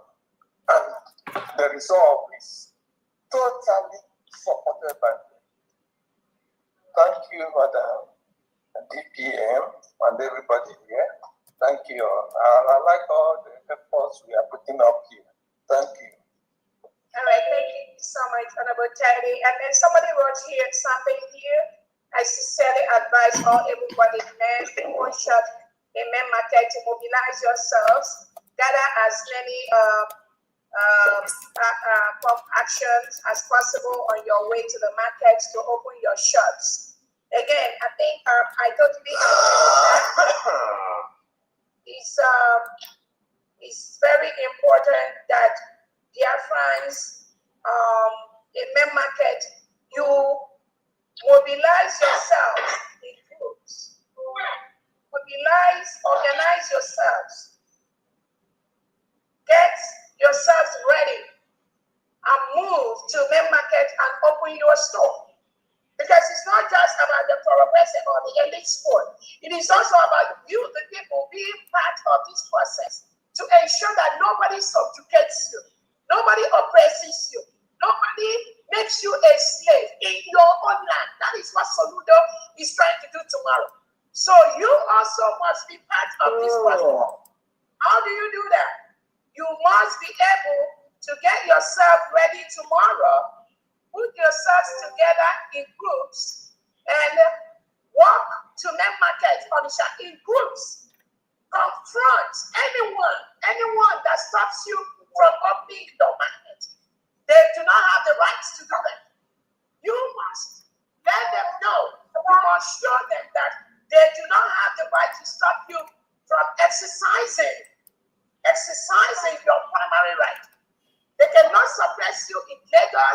suppress you in Ukwausa and also come to your motherland and suppress you. So every Biafran in main market audition, put yourself together in groups. Disregard whatever the market leader or whoever is the chairman of audition main market is going to say. If it does not go along the line of your own wish, your wish is to make sure that market is open tomorrow. Your store is open tomorrow. Any leader in audition main market that gives you a counter directive, you must confront that person. So all of you must come together in groups. Start preparing this night. Start getting yourself ready this night. As early as in the morning, start marching to your markets. Open your stores. Stay in your stores and get ready. Get ready with whatever possible. Because Tinubu is sending these integrated terrorists to come and attack you tomorrow. Get yourself with anything ready. Anything possible you can use to defend yourself. Self-defense is your right. You cannot sit and wait for somebody to come and kill you before you react. Move with anything that you can use to defend yourself. Open your store. Sit in your stores in that market or another market. Conduct your peaceful businesses. Anyone that comes there to disrupt you, you must go as a group, as a team, and confront that person. I know some of you have your survival whistle. Anywhere you see any element or the legitimized governor's agent, you use your survival whistle. Most of you that have your survival whistle, you can use that tomorrow. Those of you that do not have it, put yourselves together in groups.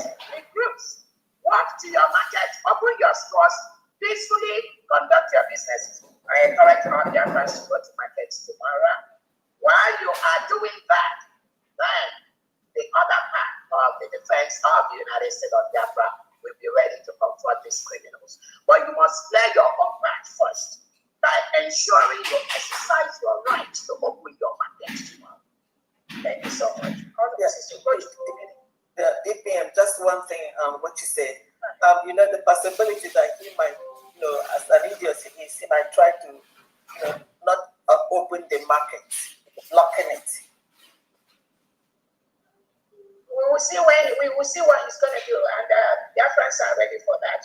Anyone, anyhow, anything he tries to do, he cannot do that without the permission of the market leaders. So I tell the market leaders, you need to stay clear, immediately stay clear of anything that Soludo is telling you, and leave the Biafra and its sport to deal with. Anyhow, you must do it. Exactly. I just want to bring that up because I need to know. Good. Okay, who is it? Was it Sister Ugochi? I think after Sister Ugochi. Put your hand down, please. Yeah, good evening. Good evening, DPM. Good evening, cabinet members. Good evening, Biafrans. Sorry, I have a bit. Sorry, you're not coming out. Soludo has no right. Soludo has no right to stop Biafrans from being Biafrans. Soludo is beating more than he can do. He has no right to stop Biafrans from going to the market. I think he wants to act at the wrong time. Biafra. It has nothing to do with Soludo. And I'm happy Biafrans are together in this to stop him. The times are right for us now to claim our nation, to claim our land. Nobody has to dictate for us what we have to do in our land. Biafrans have spoken, and so shall it be. So Soludo should be very careful. Should be very careful. I don't know what is giving him all these boosts to do what he's doing. So Biafrans have to tell him that they own Biafra. It has nothing to do with Soludo. Soludo should go to the north and live with the north. So what I'm saying in essence is Soludo should be very careful. Biafra is our land. Biafra is our nation. He has nothing. He has no right to bring the mandate of the Fulanis, the mandate of the killing Fulanis, the mandate of the corrupt Nigeria, the mandate of the blood-bearing Nigeria into the Biafra land. Biafra needs to be cleansed of people like Soludo. with the North and leave Biafrans alone. So Biafra should not be afraid of Soludo. Biafra should claim what is theirs. Soludo should be very careful on what he's doing in Biafra land now. Gone are the days where he did what he did because it's illegally. Even the governor of where he is. He's not the governor, it's illegally. Acting like a governor, but he knows he shouldn't be in Biafra land and giving orders. Because the 40 states of Biafra have taken possession of their land. Soludo should be very careful. Biafra owns Biafra, not Soludo. Thank you. That's right. Thank you so much. And then that's it for today, Biafrans. Let us all be vigilant. Let us all. My DPM, sorry to interrupt. Let me close with this so that they will know. Our God has brought us together this day under the authority of our Lord Jesus Christ and under the authority of our DPM that God has placed in this position. All the decisions that have been made are sealed with the blood of our Lord Jesus Christ. Everything that we're asking of will come to pass. We will be there. Our people will be there to serve our God because we are all Biafrans back home. They are home. Biafra is home already. It's no longer a part of Nigeria. And what Soludo is doing, it will suffer the consequences of what God will do to him.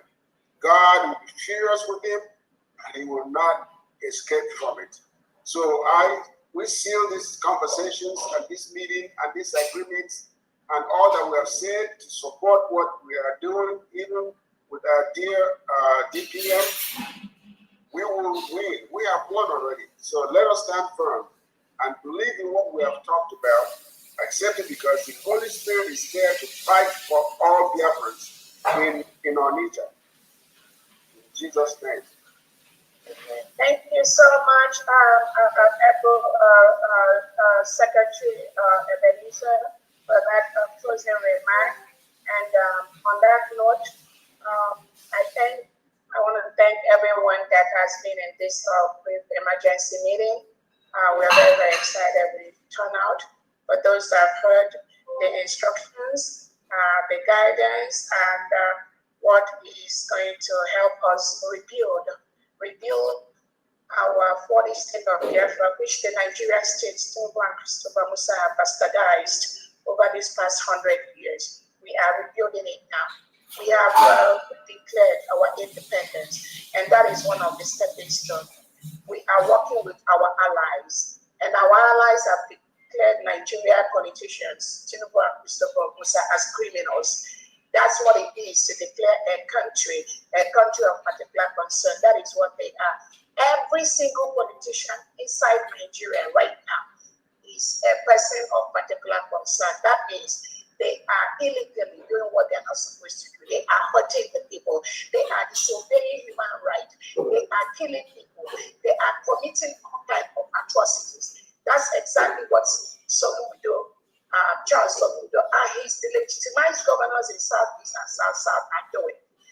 Everything they are doing is to continue to maintain or hold themselves into power. We are going to remove that power from them starting from tomorrow. I encourage all Biafrans to peacefully go to their market, be ready to confront any reintegrated terrorists that come near you to stop you from exercising your right to open your store tomorrow.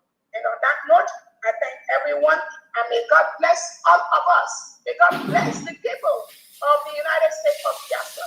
May God bless the citizens of Biafra. May God bless the indigenous people of Biafra, of which our Onyendu, Nabikano, or Prime Minister Simon Evan, my humble subject for our president, currently is spearheading the leadership of the IPOB as a people. May God continue to bless us all, and we will continue to move in one accord to confront these criminal elements of the Nigerian state planted inside our territory. We will take over our land. We will take over every single mineral and resources inside our land. And we will continue to have trust on only the United States of Biafra and its board that are currently authorized to protect the 40 states of Biafra land with the 46 governors and the commissioners. Us all, and we'll pick it back in the next couple of hours. Thank you so much. Bye, everyone. Thank you so much, Your Excellency.